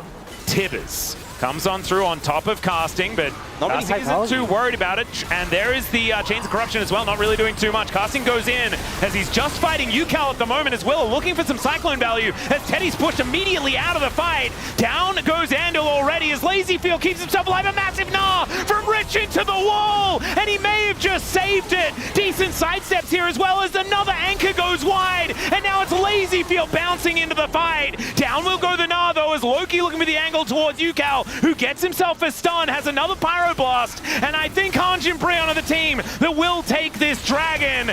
But man, it was close. I felt like that could have been Lazyfield's window to win the game, but it just didn't happen. Lazyfield trying so hard to make it happen, but I just think didn't get the value from the Wukong Annie. You see Yukal ulting Casting. This is just not the target you want to to be hunting down, I think trying to deny the flank. And then when they end up going for the Varus here, Teddy gets a lot of damage down, gets a great flash, and Loki moves to peel. You see they're both moving in, Rich and Willa, but Rich gives up to go for this big Mega now, which makes sense, but it means Willa just dies alone, and Teddy can move back into the fight, and he's this big damage threat that they need, so he chunks out Rich, and Lazyfield can't really step into 3 members in the GA revive. Despite Lazyfield doing so much, I think it was just the split engage from multiple members. It felt like Rich, Willa, and Yukao were kind of all independent in that fight, when you really want to be in sync together to blow up these key targets. And now 6,500 gold lead.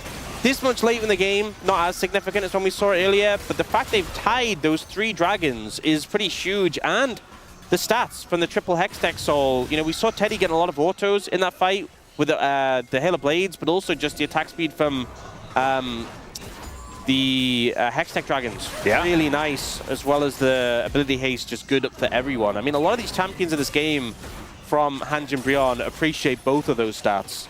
They really do, and they're going to really appreciate a Hextech Soul as well if they can collect that in 3.5 minutes. Right now, though, looking to just try and get some Baron value. Rebel Baron power play up to 2,000 gold at this point. And slowly but surely, our dreams of a Game 3 are slipping away, as it just feels like Hanjin Brion are too strong, and maybe, just maybe, they're going to equalize the scoreline with Genji, which I know is it's early season, weird stats that happens, but it's fun, man. 3rd place, Hanjin Brion? Oh, what a world we live in. Lazyfield picking up Azonias, so they did add sizable AP ratios to Kalista. There was an AP Kalista trend going around for a bit after they did this. Oh, yeah. So, not the worst in terms of like the AP ratio value. Obviously, you're taking it for the active, right? Yeah. You are at least getting some value from the AP on it into the Ren damage. So, I mean, Teddy has all of the items, though. Yeah, he really does. The Bastion Breaker as well. That one hits. Yeah. It's just he's doing a lot of the boom boom, as Rich is in the bottom lane right now, as KRX are looking to try and just get around Hanjin Brion, find themselves an angle of approach, but they are just going to lose their inhibitor turret. Base broken now, as Hanjin Brion are just a wrecking crew, rotating around the map, taking all these structures. They haven't taken an inhibitor just yet, but it feels like a matter of time, especially with this Baron still there for 30 seconds. Gideon clearing out vision, making the map as dark as possible, as Willa feeling like he might be pressured into making something happen, but I think this inhibitor is not long for the world, as now there is a Gnar being discovered, and oh, there goes Loki. So now, 5 versus 4 in favor of KRX for a little while. Yeah, it's a good pick, because even when the Baron's about to time out and a lot of the damage to the base has been done, this gives them a window where KRX can kind of free up, push out waves, and also start to get some vision around the Dragon area. Just a nice pick from Rich. The follow-up using the dead turret as well. That was really clean. Secured for Yukao. I know gold not the most prominent thing on the mind at this point in the game, but definitely a nice little influx. Hopefully he gets to spend that. But yeah, it's a minute on that Hextech Dragon, and now it gives a window for KRX to push out a bit and test some vision. Yukao really needs to take care of Tibbers a little bit more, as Teddy has massive amounts of gold. He's 3,000 ahead of Lazyfield and has the most in the game. Most damage as well. My goodness, what an incredible performance. I was actually feeling like it was going to be a Gideon or bust type POM, and it might still be if he does go for this little play, but it does not actually happen. Teddy is looking like an absolute monster in this game. Flash wasn't quite up as well. That would have been crazy play to go for. Oh, Yukao looking for the angle there onto Casting. Casting now looking to turn it himself. Dash Cannon does get Yukao out of the way, and he's just dead. And now the rest of KRX are falling as well. It's a double here for Gideon. As he heard me talking about Teddy challenging his POM, he's like, no, no, no, no, no, no. This one's mine. And you know what? If I had a vote, I'd probably vote for you, but I don't. So you'll have to convince someone else. Still, absolutely fantastic performance. Is this just going to be the... It feels like a whimper. I was promised big team fight until the end of the game.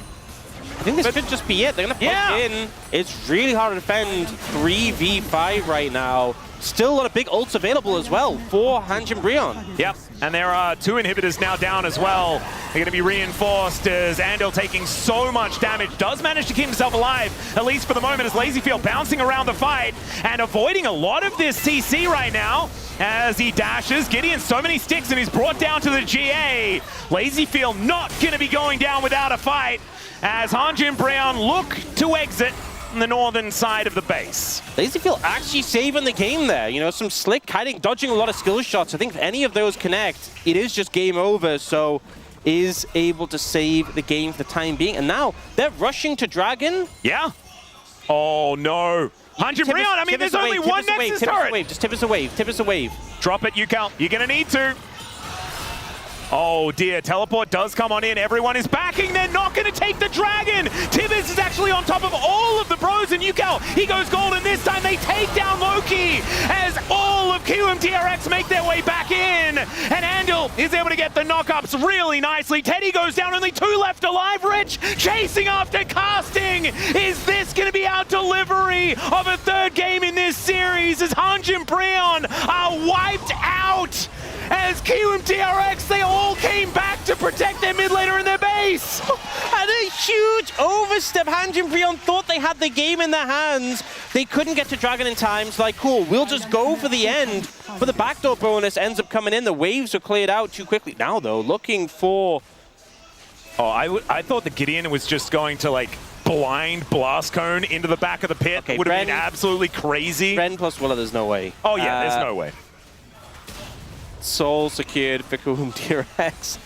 Wait, does this mean that KRX now they don't have any Nexus turrets? So this was game saving from LazyField. Managed just to dodge away here. The skill shots were aimed at Andal, but they can't hit on him. He's probably just dead. And then another dredge line there. He just avoids basically everything. Yeah, just playing it so well. Gets the rend onto the Lee Sin and then kites it out. And they're like, cool, we don't have a wave anymore here. The Tibbers clears the wave, so the backdoor bonus comes in. The Zhonya's is actually, I'm not even sure if it came in time. The turret just gets melted. But either way, the team are there in time. Yeah. So, you know, turret gets shredded, Yukal goes down, but the team are there to recover. Well, Hanjin Brion are now looking for another Baron, and Willer is at least here. Depth Charge is going to get rid of him. Chains of Corruption does go wide, but that buys them enough space. And a second Baron comes in for Hanjin Brion into the sold up KRX. So you have the Baron for 3 minutes. You have super minions pushing in top and bot, and you have an inhib in the mid lane. Do you know what this Baron is for? It's for buying time for the Gentleman's Elder Dragon flip. I think, I'm being honest, if I'm Hanjin Brion, I think I try and set up a game end now, but that inhib's respawning top.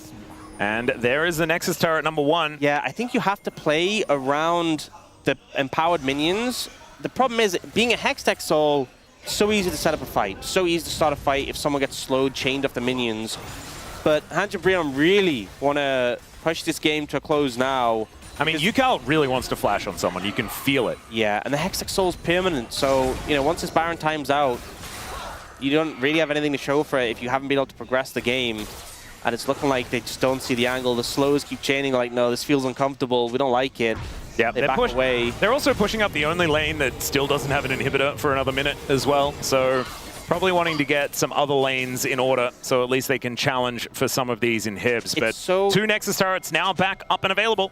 It's so dangerous with the base gates there to try and push in because it just sets up the flanks so easily. It being hex gates as well does not help. There's so many easy angles onto the back line. And Hanjin Brion just in a really dangerous position right now. Which is crazy because, like, KRX have lost every single one of their turrets this game. Turrets are overrated. Well, I guess so.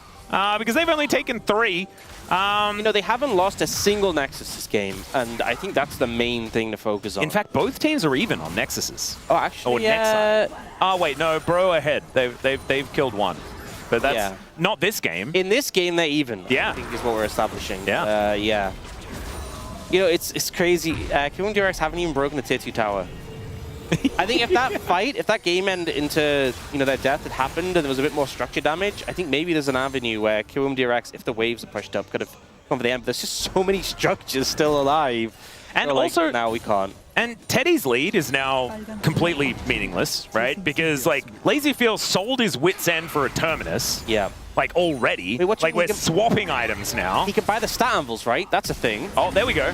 Namgung is going to be able to find Willa. Maybe this is the angle, as they might be able to get his GA at least. However, he gets himself out of the way. Good flash from Andal to keep him alive, but that is now that on cooldown. And Yukao looks for it, but actually doesn't pull the trigger.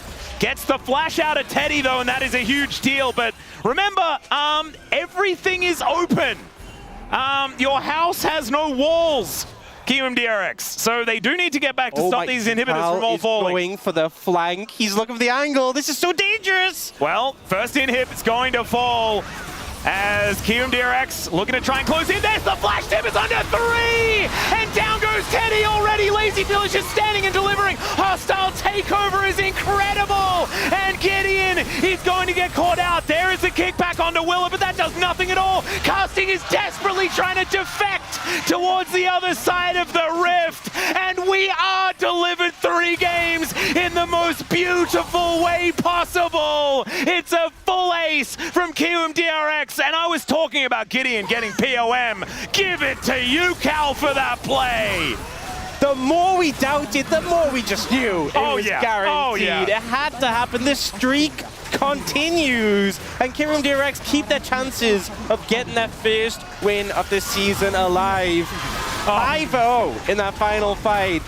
And they will take down Brew. What an incredible time to be alive, Ox. The Nexus goes down from 3 turrets to a Nexus destroyed. KRX even out the series. What a crazy game. Should be studied. This is what it's all about. Yeah. It's games like this that bring us back to work every day. Yeah. You know, because it could be another one of these. You know, I wake up some days and I'm like, which series was it again today? I checked the schedule. Hanjin Brion against KRX.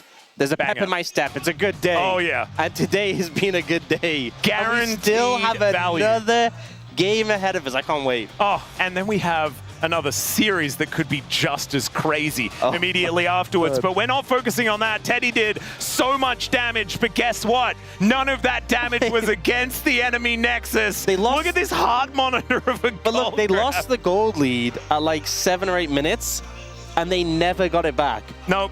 It just don't need it. No, you don't. Don't care about that. Just right? win. Yep. Just win, Ox. That's what I learned. Do you know what the best thing about this victory for KRX is? Hit me. The space has to make sense of it. That is the most beautiful part. Thankfully, we have Wolf and Umpty there with their huge brains. And I guess the Valdanalist maybe will need 3 in order to figure this one out. Because honestly, I'm very glad that I'm not over there having to try and make sense of it. We just get to enjoy. Time to take a short break. When we get back, the space and game number 3. We'll see you soon.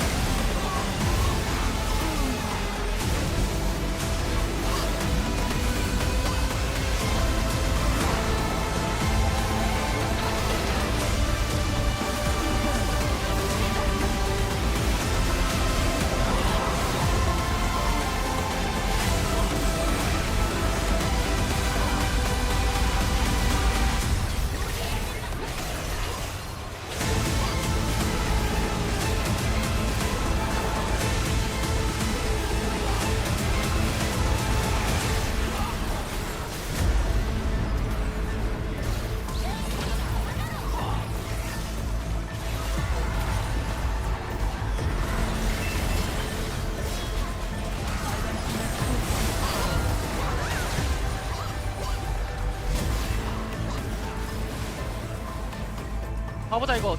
뒤에 한번 쪼여보자. 거기에 바로 쳐. 오케이. 나 집 갔다가 내 비치. 야, 애니 오고 있다 이거. 야 바로스 도플 와봐. 다시 노플이야. 맞다 잘 줄게. 천천히 이거 가봐. 알았어. 야 오라라. 오라. 리신. 야 라인 시켜 끝나. 나이스. 아. 잘했다. 라케리 했잖아. 잘했다. 잘했습니다. 라케리 했잖아. 했어. 잘 막았다 삐라. Craft. Yeah, a lot of picks have been thinned out. But still, a lot of just... I mean, remember last time, KRX banned triple junglers. So... Yeah, they're not. They could do that again. They could. You know, Vi, Maokai. But here's why I think they probably won't. Because they're second pick. True. And there's a lot of really powerful things you probably have to ban. Well, Unless you ban... Okay, here's a crazy thing. You ban 3 junglers and you leave Rumble, Rise, and Karma open. Hope Hanjin Brion doesn't ban them, and you just give them 1 and take 2. But looks like that's not going to happen. They're banning the Karma first and foremost. Kevin ban coming through with Na already gone. Any Renekton pickers? A classic for casting? Yeah, I think they might be going for that. They don't need to ban the Na. That one's already taken away. Xin Zhao also going to be hitting the deck. This means that they're aiming for, I guess, Jarvan or Renekton. Rumble obviously has to be banned. Hanjin Brion's so generous that like, oh, we know you wanted to ban all those junglers and probably can't this time. Here, take one. Here's a free jungle ban. Yeah, just give it a freebie. I wonder what this means Gideon's looking for. Well, I think what it might be is they might be leaning towards like potentially the Pantheon. Oh yeah, true. Expecting that to maybe be left open because the Rise still needs to be banned. Well, So I think by banning the Cassiopeia, the Anivia's gone too. They're basically saying, please ban Rise, and then we first pick Pantheon. That is basically what I think they definitely cannot ban either Rise or Pantheon, because now you want either of them, right? Yeah. Maybe that's what KRX need to go with. Well, I think by having the Cassiopeia and the Anivia, they're trying to force the Rise ban and not do the trade. They're really kind of... That's what the Cassiopeia ban is doing. It's saying, guys, you don't have an answer to this. You're going to have to do it. And then you just slam the Pantheon here for Gideon, who has had a very strong early game so far this series. He's looked very good. And I already wrote it in. I mean, Pantheon was the obvious pickup here. I want to know what Willa's answer is going to be. What have KRX cooked up for us? You know what? I'm going to say it. It's probably just Jarvan. Well, it's Renekton first. Yep. Is it Renekton the 4th? Maybe like, that's what we're looking for. You guys ban Kennen? I will just take the Renekton, and it is going to be Jarvan. Right. So it's not exactly the most inspired response to the Pantheon. We have just entered tier list territory. Yes. Yeah. But where does Hanjin Brion go after this? Because maybe this is going to give us a little bit more information. Talia, possibly an option. Instead, Yunara will be locked in for Teddy. Yunara, and Lulu right alongside it. The big thing is because they went for the Renekton Jarvan here, you can't fully respond to this. You know, you can't go Corki Nami, you can't go Ashe Seraphine. You can go Mel. You can go Mel. And I think it's better to pick a mid laner here than pick a bot laner because anything you take, there's a lot of strong duos, and anything you take, the other half will be banned away. That being said, they're probably just going to ban, you know, maybe like Nami Seraphine gets banned here by Hanjin Brion, so not really much you can do about that one. Yep, I think it's a really good idea. I think you need to do something about the potential Ashe Seraphine that could be coming in. But maybe Lazy Feel and Andal have cooked something up. They've got a bit of an option outside of the meta to go towards, as the Gwen is going to be banned, just continuing down the protect the Renekton line of thinking. But there is the Nami ban to come through first, and I imagine Seraphine is quick to come out afterwards. Yeah, so trying to limit options for casting in the top lane. Gwen not a pick we've seen really at all since we came back. All right, Cassante. Cassante, so yeah, just trying to think of what he could play in the top lane. Not really throwing anything towards the mid lane to trim away what Loki can offer. Yeah, Loki can kind of just play whatever he likes, but there are a few things that have been taken away fearlessly already, as well as the Rise and the Cassiopeia. So it's not like a massive amount of mid lane champions up and available. There's that Seraphine, the very obvious Seraphine ban. What a shock. How did I know? Yeah, you're a genius, Ox. That's why we pay you the big bucks over here at the LCK. Yeah, and now for KRX, what can you actually set up in the bot lane? Bard? Bard's pretty good. Yeah. Oh, it's Jhin Bard, isn't it? It's probably just Jhin Bard. No, they go for the Corki. Corki makes me more pleased than Jhin. Yeah. Because it's not Jhin. But they're not going to have the Corki Nami. But they will still have the Corki, who obviously does scale pretty well. Can struggle into the Yunara Lulu if she gets wave access and can stack up that passive. Yep. Now, Hanj and Brion, what are they going to play into this team composition? For some reason, I thought it was going to be Akali, but I still think like Talia's there. Victor is a decent choice here. Right now, considering a top lane pick for casting, as the Zahen would be a fun option. Bit brawly into the Renekton, taking their time though on what Loki wants to be playing here. Will it be the Akali? Will it be something else? That is the question. Yeah, I mean, melee champions aren't fun playing ML because you get harassed in lane, but they do pretty good in terms of once you get on top of her, she doesn't have any mobility. Her W doesn't really do much compared to, you know, if you're playing a champion who's throwing out those projectiles. But it looks like they are just going to commit to a more stock and standard control mage with the Victor. Yeah. Does have a bit of vulnerability, I will say, into Bard, Jarvan. That's definitely a target in the Victor that you can look to punish. Oh yeah, I think Loki is going to have a difficult time in this game. Having a look at what is rebuttable, can you rebut Polymorph? It's a projectile, right? I would think so, yeah. That'd be a pretty high value one. If you ever get the opportunity to do so. Would it actually? I guess, yeah, you just have a Lulu that's running around as a cute little critter. It's She's not really already gonna change critter. much. Yeah, that's a good point. It is the most valuable CC that's on Hanj and Brion at the moment. It does stop the CC, so it's that is nice. That's more the main thing that I was thinking about. But there's no like Ash arrows, like really big things to be rebutted. I think both teams kind of, for the most part, a lot of tier list picking. I think there is some little exceptions in terms of like the Mel, but I think a lot of the pools have been thinned. Again, we haven't had game 3s apart from one other series. Oh, what about game 6s? It's gonna happen. I mean, I know I'm getting ahead of myself, but I'm just feeling it today. I think we're going home tomorrow. I think that's what it's gonna be like. There is potential. Yeah, these compositions are a bit of fun. I think we're also playing for some late game as well if you are Hanj and Brion. But there's a Victor on the other side. Sorry, there's a Victor alongside it. So there is a lot of late game here for the bros. So here we go.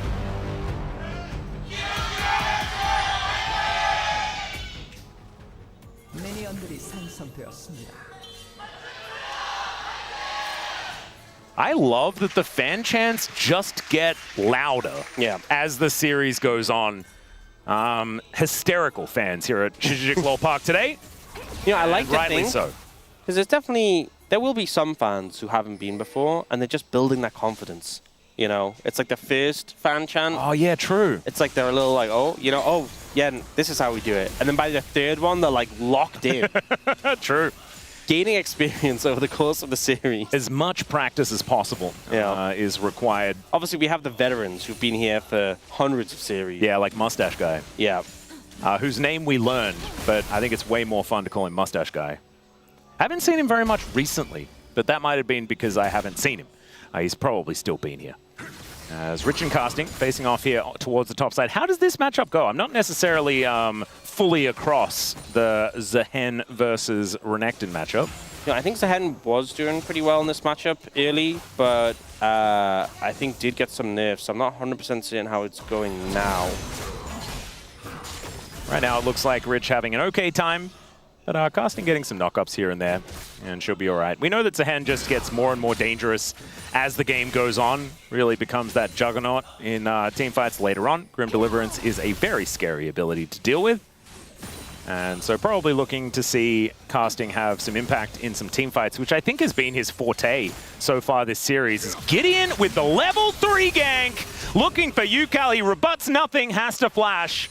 That's a great start here for Hanjin Breon. Great, easy gank. Just finds an angle in after the 3 camp on the top side to punish Yukal. Now Yukal in a really dire spot. Gonna have the recall and TP back in. So mid lane up to a good start already there.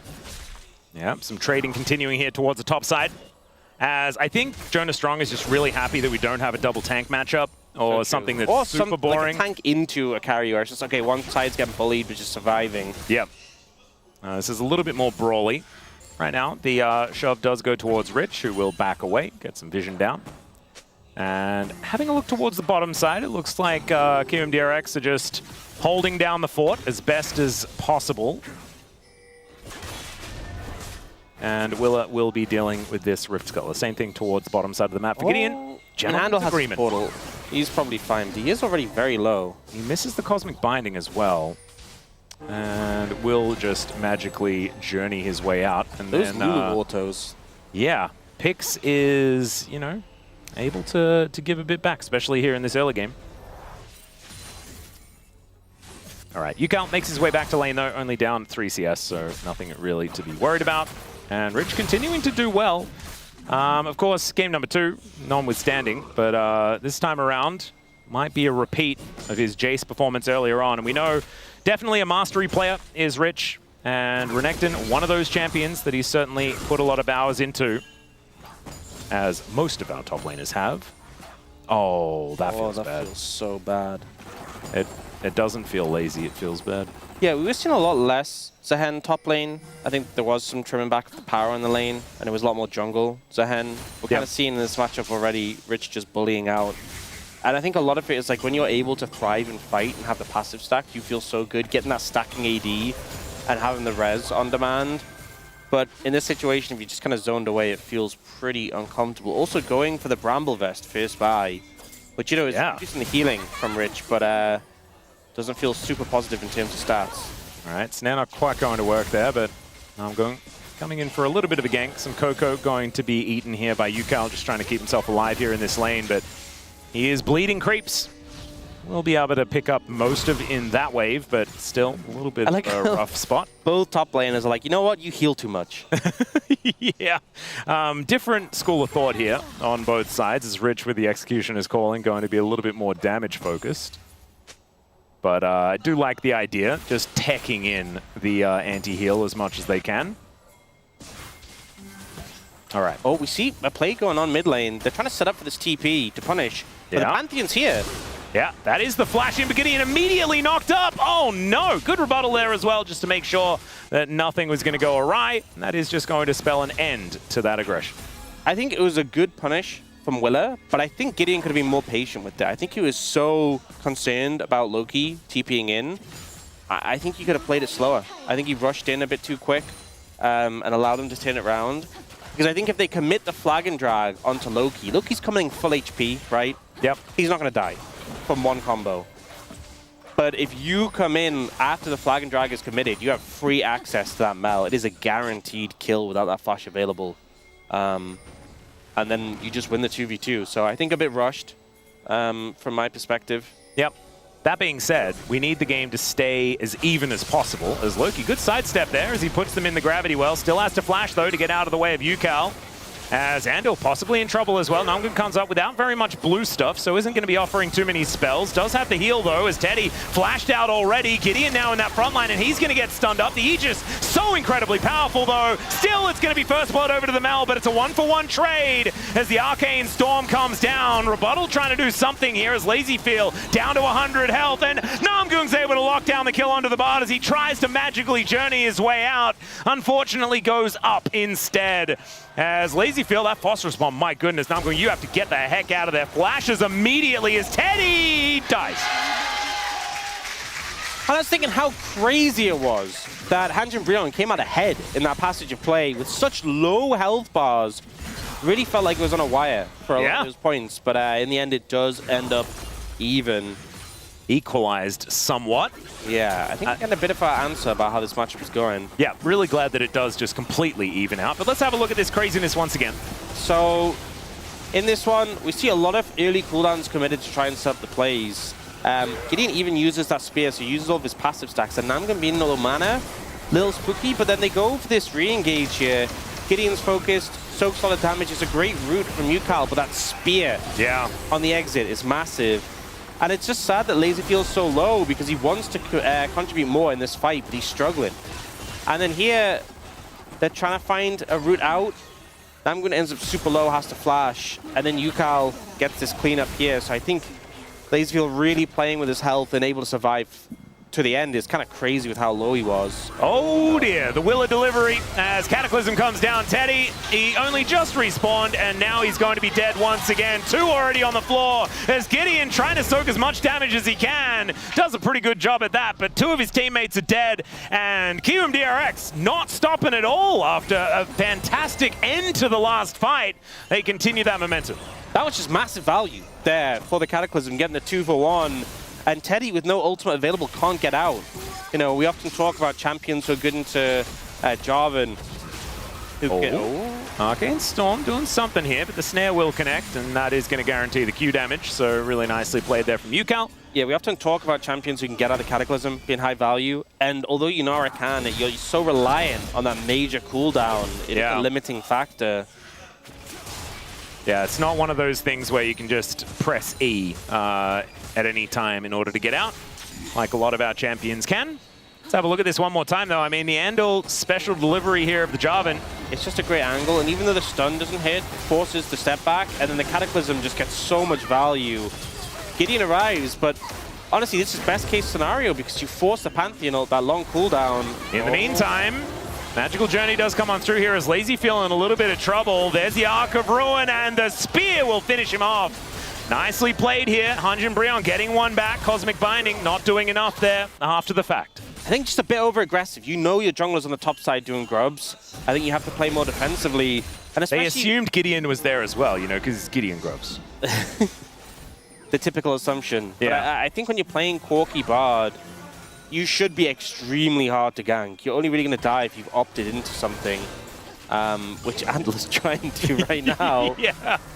I'm looking at this, I'm feeling like he's somewhat killable. This is just the Bard vibes, to be fair. Objective secure is going to continue with Willa picking up this first dragon. That being said, 2 kills in pocket. Beginning, he does pick up that Sundered Sky, although I think Willa will get his shortly after. Yeah, it's a very scary Pantheon right now, but Teddy sitting at 0 and 2, even though he does have a few assists. It's not exactly how the Yunara wants to be right now, and Lazy Feel is moving towards that Trinity Force at breakneck speed. Does get a little bit of a ward over the wall here. That's immediately going to get taken down, but does get the information that Teddy was looking for a reset. And casting will get the pull back onto Rich here. Turret is going to help out, but unable to hold him under there with the knock-up. As casting still just trying to hold on in this lane. 24 CS behind at the moment. As Namgung, this is not where you're supposed to be. Skippy indeed, as he does get himself out of there. Control ward goes down. That will get a little bit of information. As Andal doesn't even get snared by the Slurkle. As Willa with his Sundered Sky does come on through now. And back to the top lane. That is the state of this. We've been seeing a lot of it. Indeed. Andal once again just botting about. Still a close game at this point. Bit of a lead for KRX right now, but... I don't think we haven't really... Nothing backbreaking has happened just yet. And obviously it's 11 minutes into the game. And based on what we saw from last game, there's like a good 17 more fights to happen. Oh yeah. And even then, if someone gets a massive lead, that won't mean anything at all. As Gideon looking to try and extend his, does find a little bit of a spear onto Andal, but nothing really going to come of it as they had backed away successfully. And Willa now looking for a little bit of an angle towards Loki, who's in a pretty awkward spot. Does just blast cone his way out. And that's going to give Yukal the opportunity to get himself his first plate here in this lane. Getting closer to the second one as well, as Ardent Sensor comes in for Namgung. And first item also done there for Teddy as well. So maybe the bros feeling okay about a team fight moving forward with those first item spikes to come in. But there is the Trinity Force done for Lazy Feel as well. So next Drake, going to be a Hextech. So no more Hextech Souls. We've had 2 of them so far this series. Going to have something different in this game.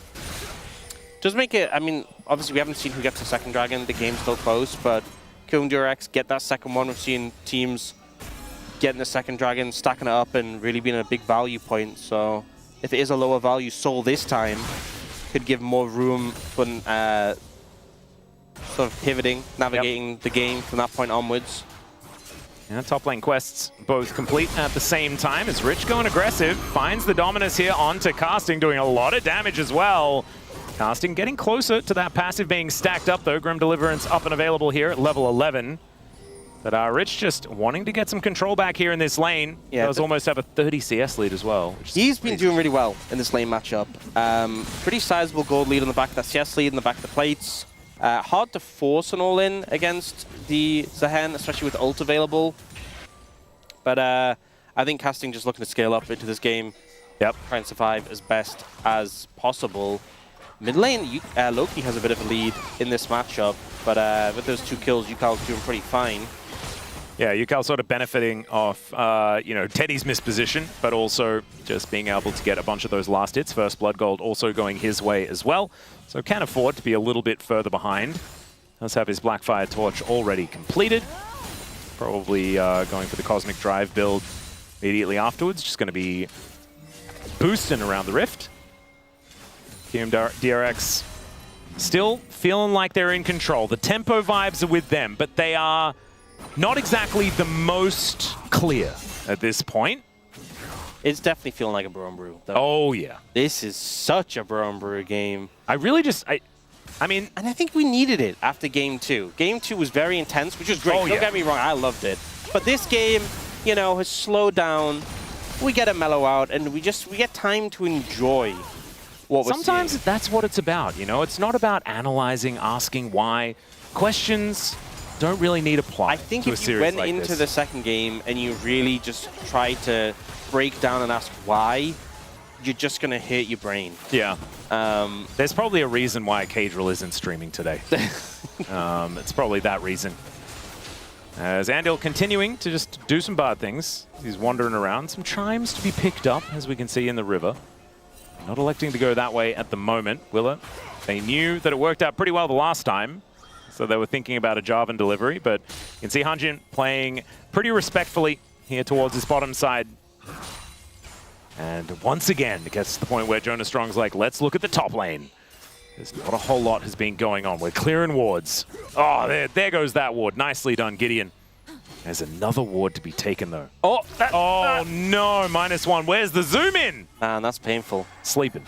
Caught sleeping on the job. Is this just going to be second dragon picked up? You can see Hanjin Brion want to try and move in, but maybe a bit too... No, Gideon's moving too generous, some would say. Yeah, they are really just going to give that one up. Yeah, might be a trade for Shelly. They clearly in this situation, they've gone, you know, Fierce one's Infernal, second one's Hex Tech. Are we interested in it's an Ocean. Oh, it's Chemtech! Oh, Ox! You said you were just going to chill out, you know? That's probably what did it. Weren't paying full attention, and that's why we get the Chemtech Soul. That being said, I mean, Renekton loves it.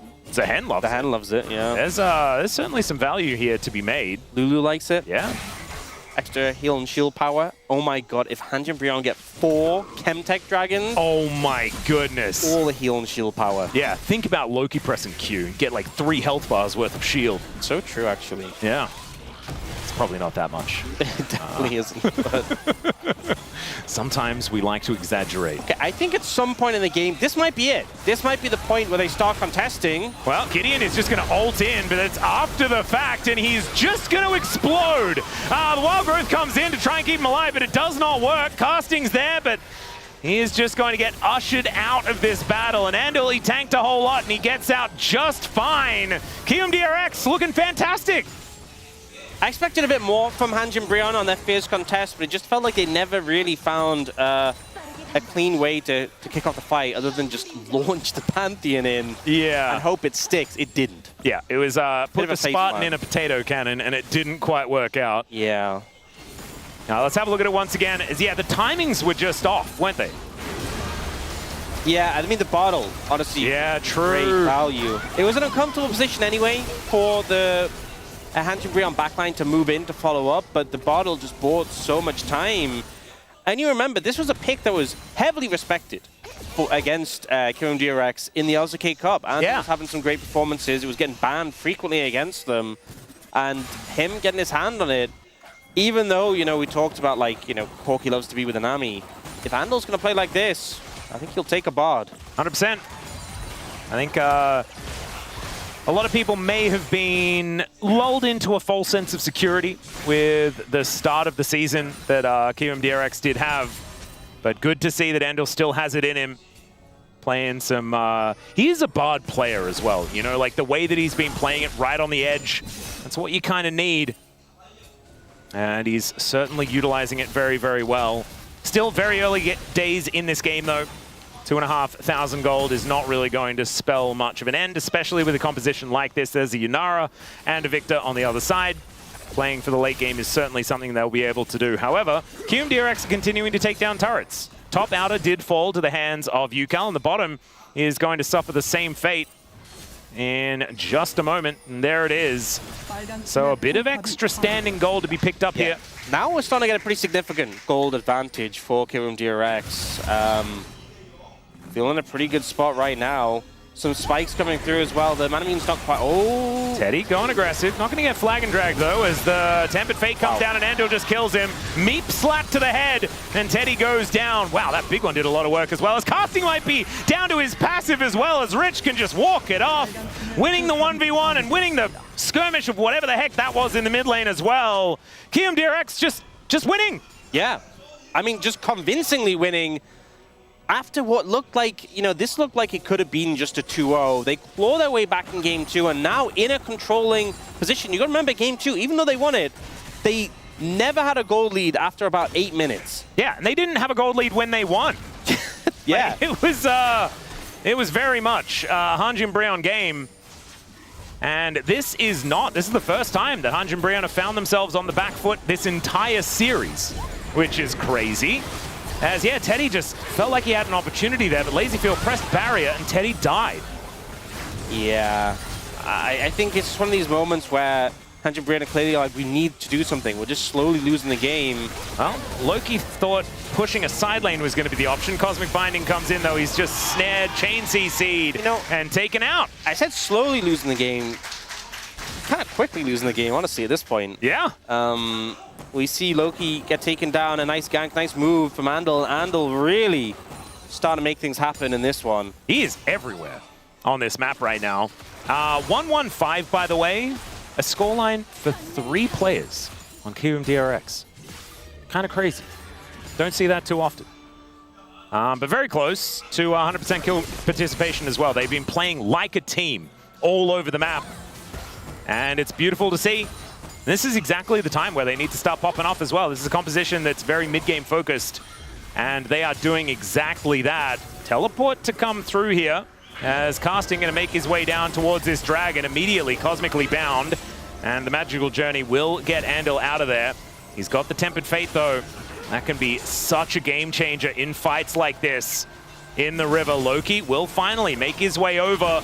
And a true 5v5 is about to break out as long as Rich gets over here. Tempered Fate goes wide. What is that portal? Yeah, I don't know. As that snare not quite going to work as well as Casting finds the 4-man knockup with the Wild Growth, and the pros, they manage to at least get a couple of kills to start this one off. They don't get the dragon though, and Will are able to lock that one down. Teddy wanting to get some kills here as he flashes after Rich. The Arc of Ruin comes in and he takes down the Crocodile. Now looking for even more, and he needs to find it because the pros kind of wanted more than just that, especially because they lost the Drake. But it's still a huge play from Casting there to find the bot lane of KRX. Massive engage comes through. And honestly, in this situation, we see the ultimate come through. Still going to get value. The portal as well. Not setting up the flank they wanted. And then Casting flashes over as Rich goes for him. Dodges away. Huge combo to take out the enemy AD carry. The support dies as well. And then Teddy can just free hit from this point onward. Yeah. Chases through afterward. And is committed to getting this kill. Also, some great spacing here to not get stunned, and then even dodging away there from the damage from the Mel at the end. Yeah, really nicely done. Now moves up to 2, 3, and 4. He can count, and he can also do damage, as 2.5 items have come on through very close to putting that Infinity Edge together. As Willow looking for an angle towards Casting, who also moved to 1-0-2. As someone who was just kind of losing lane the entirety of this game, to have a scoreline like that and to be within touching distance of the CS as well, pretty impressive out of the Hanjin top laner. And so, well and truly, back into this game. 2,000 gold, absolutely nothing. Let's see what QMDRX can do. Ball is in their court, is what I would say. Gotta make a move. Yeah. I think as well, just as time goes on, Teddy is going to become scary. I think he might already be there. I think he might already be there, but I think it just becomes harder and harder to deal with him when you're going for these unreliable things like the Bard stun. We've seen the Tempered Fate miss like 3 times in a row. And it is hard to hit, but... Yeah. Sometimes it can be used well for zoning, but it wasn't really used well at all in the last fight. As Gideon locks down the red, Teddy going to be able to collect his as well. Just kind of fishing with it sometimes, and I'm not criticizing Nandle too much on it, but if that's what you're trying to use to lock down the Inara, this is why we so often see like Nautilus in the Inara. A little bit more reliable. Maybe Willow with a flag drag flash type situation is what they need. A good flank angle from Rich perhaps to get on top, but I mean, now I'm going, okay, that is a Mega Cone in towards Casting. That was, scared me a little bit, but ultimately not going to mean too much of anything at all. Just gets Rich over to the wave so he can wipe it out. And the game slows down. So, QMDRX still have a lead. They also have Soul Point, which is a big deal, given the fact that if they play it better next time, they should be able to grab themselves a dragon. 2 minutes on the clock for that one. And I think Hanjin Breon not out of the woods just yet. They're still going to have to find themselves a good team fight to stop this dragon stacking from happening, and they're going to have to do it every 5 minutes. I do think it is, obviously, it's not a Hextech Soul, right? Not as much of a concern, but... It is a good point. Still not something you want to... 3 health bars of shield, Orcs. Yeah. Wait, that was the victim. Oh, yeah, true. IE comes through for Teddy, though. That's a big spike to have going into this fight. A big one to have available. Yep. They have lost kind of control of the area around the dragon, though. Vision not really offered at all. We do have Loki moving pretty far up as well, and you can see they know exactly what's going on. Teleport behind him. Rich. We were talking about that flank angle. This is another opportunity as he does manage to lock him down. Dash cannon out from the Victor as he looks to try and create the space, but put into a circle and will be taken out. Rich collects him with the Cull the Meek. And QMDRX with 1 man down on the other side. The Baron spawned about 5 minutes ago, and they're looking for that as their opportunity. Down will go the ward, and I don't know whether Hanjin Breon can do anything about this, especially with Casting in that bottom lane, not teleporting, not moving. I think Hanjin Breon know that this is gone. Yeah, they're just trying to take some towers in return. Yeah. Oh, Tempered Fate. Teddy gonna have to ult to get out. Though. So now no ult for the dragon. And the Baron is now gone as well, so they'll have push in every single lane. QMDRX really just, they stole the win away in game 2, and they have just ran with it. Yeah, absolutely. You even see Lazyfield finishing an item as well for big spike coming in. So Baron in pocket, Soul is up, but you burn Teddy's ultimate going into it. Loki down flash as well. Oh, this is a great spot for QMDRX, and what can Bro do to respond is the question. They can give this dragon and then flip Elder. That's what they... It's so true. It's the writing's on the wall. We know that that is how it's supposed to happen. Still, that gold lead has not changed. QMDRX, though, they haven't started off this Drake. Willow will finally throw a Q into it. But I don't think Hanjin Breon have much of a hope of contesting this. They do have a cheeky little ward. But yeah, as you can see, we're not losing our lives over a Chemtech Soul. As the Baron is also a big problem. They need to try and defend to stop losing all of these inner turrets. They only have push in this bottom lane, though. So they are going to be able to at least take this turret down, but the rest of the lanes look kind of okay. Except Lazyfield is pushing in mid. Still now with the Chemtech Soul up and available. QMDRX, oh, Lazyfield. Teddy learned from the errors of previous engagements not to go too aggressive into the Corki. All right, is this where the snowball starts to roll? You know? Feeling like the tempo vibe's moving steadily towards KRX. However, they're going to try and go for the angle. There's the flash in for Teddy, but he just goes down. They didn't have enough members here as Gideon shows up, and he's just dead as well. And KRX, they'll take down the turret, and they'll look for even more. I mean, that was such an aggressive play from Teddy to try and take control of the game again, but it just does not work. Didn't have the back of the team as well, only really Gideon. Is this the end of the game? This might just be surely it. not. I mean, Luki's got ult, right? He can just Arcane Storm the wave. It is a Baron up wave. Yeah, I mean, they still have a minute left on this Baron as well. That's a lot of time. Well, Casting looking for the angle. He gets flashed on there by Rich. And Chain CC, no passive, no chance. Rich sacrifices himself.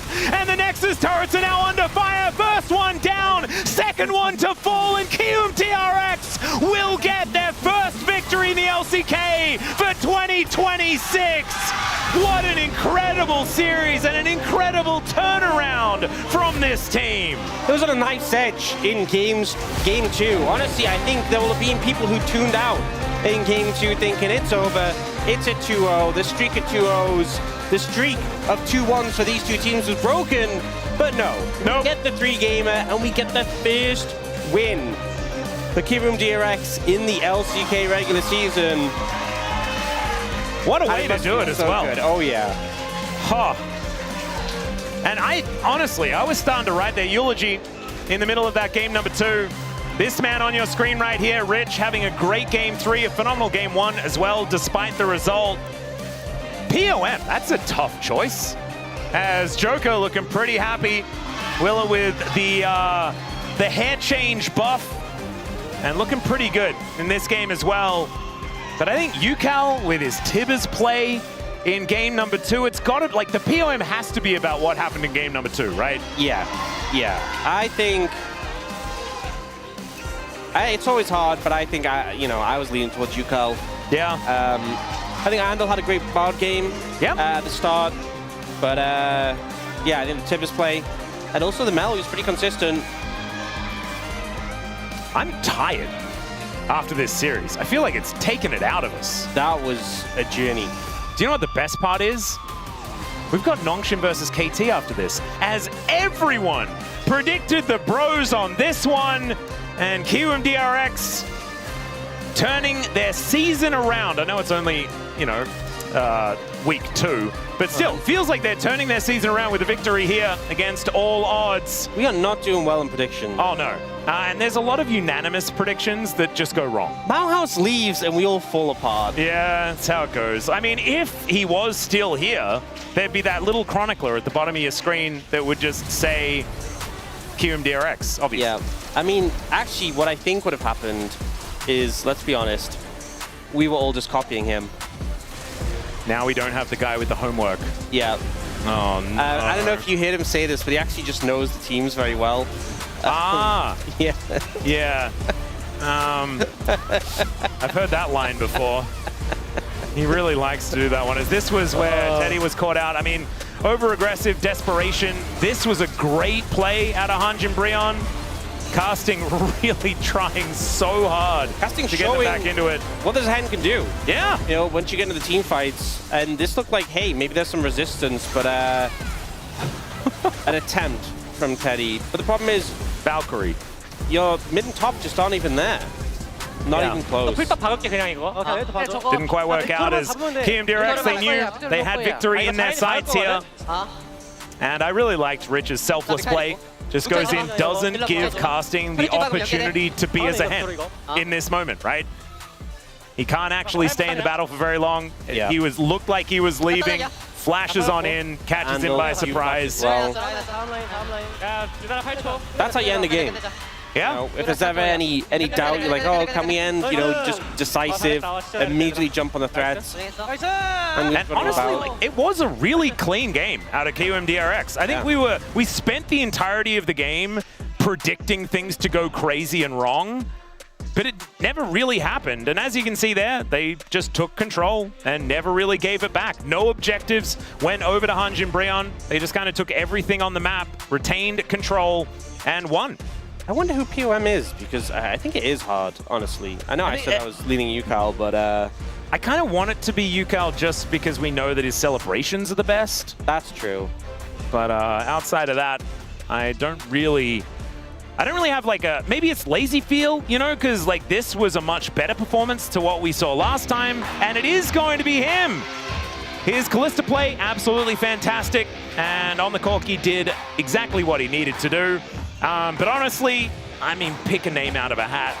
As far as POM for this series is concerned, it was a team effort out of KRX. Yeah, I mean, as much as we're thinking about the big Annie flank in Game 2, all that Kalista base defense, you know, that was really the thing that kept them in that game and kept them in this series. So a big level up. And I think after the first showing this season from LazyField, there's a lot of question marks.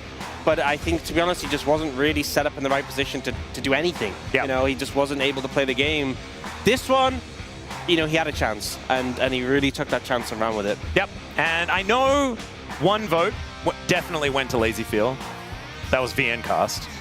But I don't know about where the other votes went. I imagine it's probably a little bit of a mess when it comes to the voting, because team effort, phenomenal performance out of KRX, and now we get to have a conversation with LazyField as well, which is very, very cool. As you can see, making their way out onto the stage. And kind of cool that I think we're going to get some translation here from LazyField as well, because maybe not super confident with his Korean right now. Yeah, that's super cute. Super I'm excited to see it. International League of Legends in our domestic league right now is what it kind of feels like, which is very, very cool. And so making sure that they get that one sorted out. Translator is Gaul as well. She is there to help out, make sure that LazyField will be heard in all of his glory. Now it is time to do exactly that. Here is Dia for the other translation.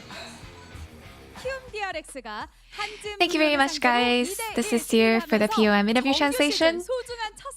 We have LazyField on the side of KRX. Congratulations. Thank you. Congratulations again. Finally, you have secured your first win. How do you feel? Đây là chiến thắng đầu tiên sau khi trở lại LCK một khoảng thời gian rất là lâu, nên là em có thấy rất vui và được chọn cả BOM nên là rất là vui. 네. 이번은 제가 LCK 복귀한 후에 첫 승이라서 저한테 되게 This is my first win after returning to the LCK, which feels quite special. 너무 행복할 것 같아요.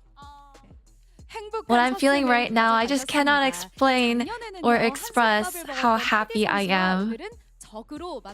And your first matchup was actually, this was your first matchup against Teddy, who is your former teammate. So, how was meeting him as your opponent? Hồi năm ngoái thì em cũng đã chen với anh Teddy khá là nhiều rồi, nên là em có thấy anh ấy rất là giỏi, nên là khi gặp lại thì em mong muốn là em và cả anh ấy đều có một màn trình diễn tốt hết sức có thể rồi. 저는 작년 내내 테디 선수랑 같이 Now, all year long last year, I spent a lot of time playing alongside Teddy and also scrimming with him, and he's actually someone that I look up to a lot. I respect him a lot as an excellent player, and although we met him as an opponent today, I just wanted to show up and have a great match.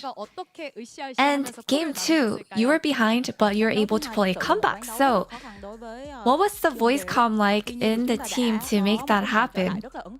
Thì không biết là trong cái lúc mà quan trọng nhất thì trong đội đã call với nhau như thế nào? 그때 그냥 집 나가면 At the time, 할 수 있었고 집만 나가면 이길 수 있다. 네. we just said as long as we leave our base, we would be able to win. That was just the type of confidence we had. And game 2, your Kalista build was quite interesting, from Randuin's to Zhonya's to Wit's End. Such a defensive build, but no armor pen. So what was the thinking behind it?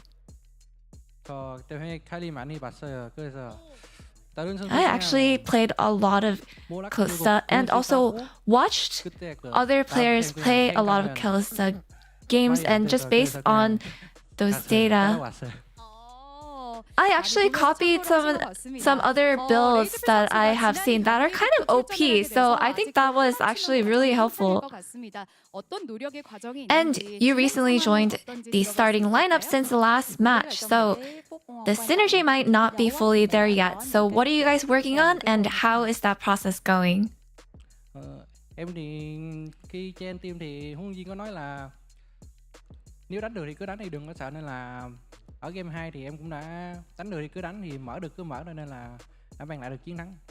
저희 감독님은 항상 평소에 Our head coach 저한테는 자신감 있게 너 하고 싶은 대로 usually just tells me to play confidently how I want to play out the game. 안에 제 자신을 믿고 하자. So I think the important thing is just to play, just having faith in myself. And your next opponent is Nongshim Red Force, who is actually preparing for their match upcoming right behind you. They're on a strong momentum, so how will you prepare? Nongshim đang chuẩn bị ở phía sau lưng mình này, thì là một đối thủ rất là mạnh và phải là một cái trận đấu rất là khó khăn phía trước, thì không biết là em nghĩ như thế nào? Nongshim hiện tại đang là có 2 chiến thắng liên tục, nên là họ lập đội rất mạnh, nên là tụi em sẽ cố chuẩn bị thật là tốt để có thể chiến thắng trước họ. 네, 일단 현재 농심은 저희 Currently, Nongshim is the lead of the standings right now, and they're having a very good momentum. So we'll prepare as best as we can and be sure that we can win against them. And any last words to your fans? Thể hiện thật tốt ở LCK lần này, cũng như là thể hiện tốt khi mà thi đấu tại Homefront ở Việt Nam. 앞으로 저희 이번 올해 5월에 베트남에서 홈프런 Moving forward, we are actually going to have a home game in Vietnam in May, so I hope that we can give you guys a great performance. Let's give it up to Lazy Phil and back to the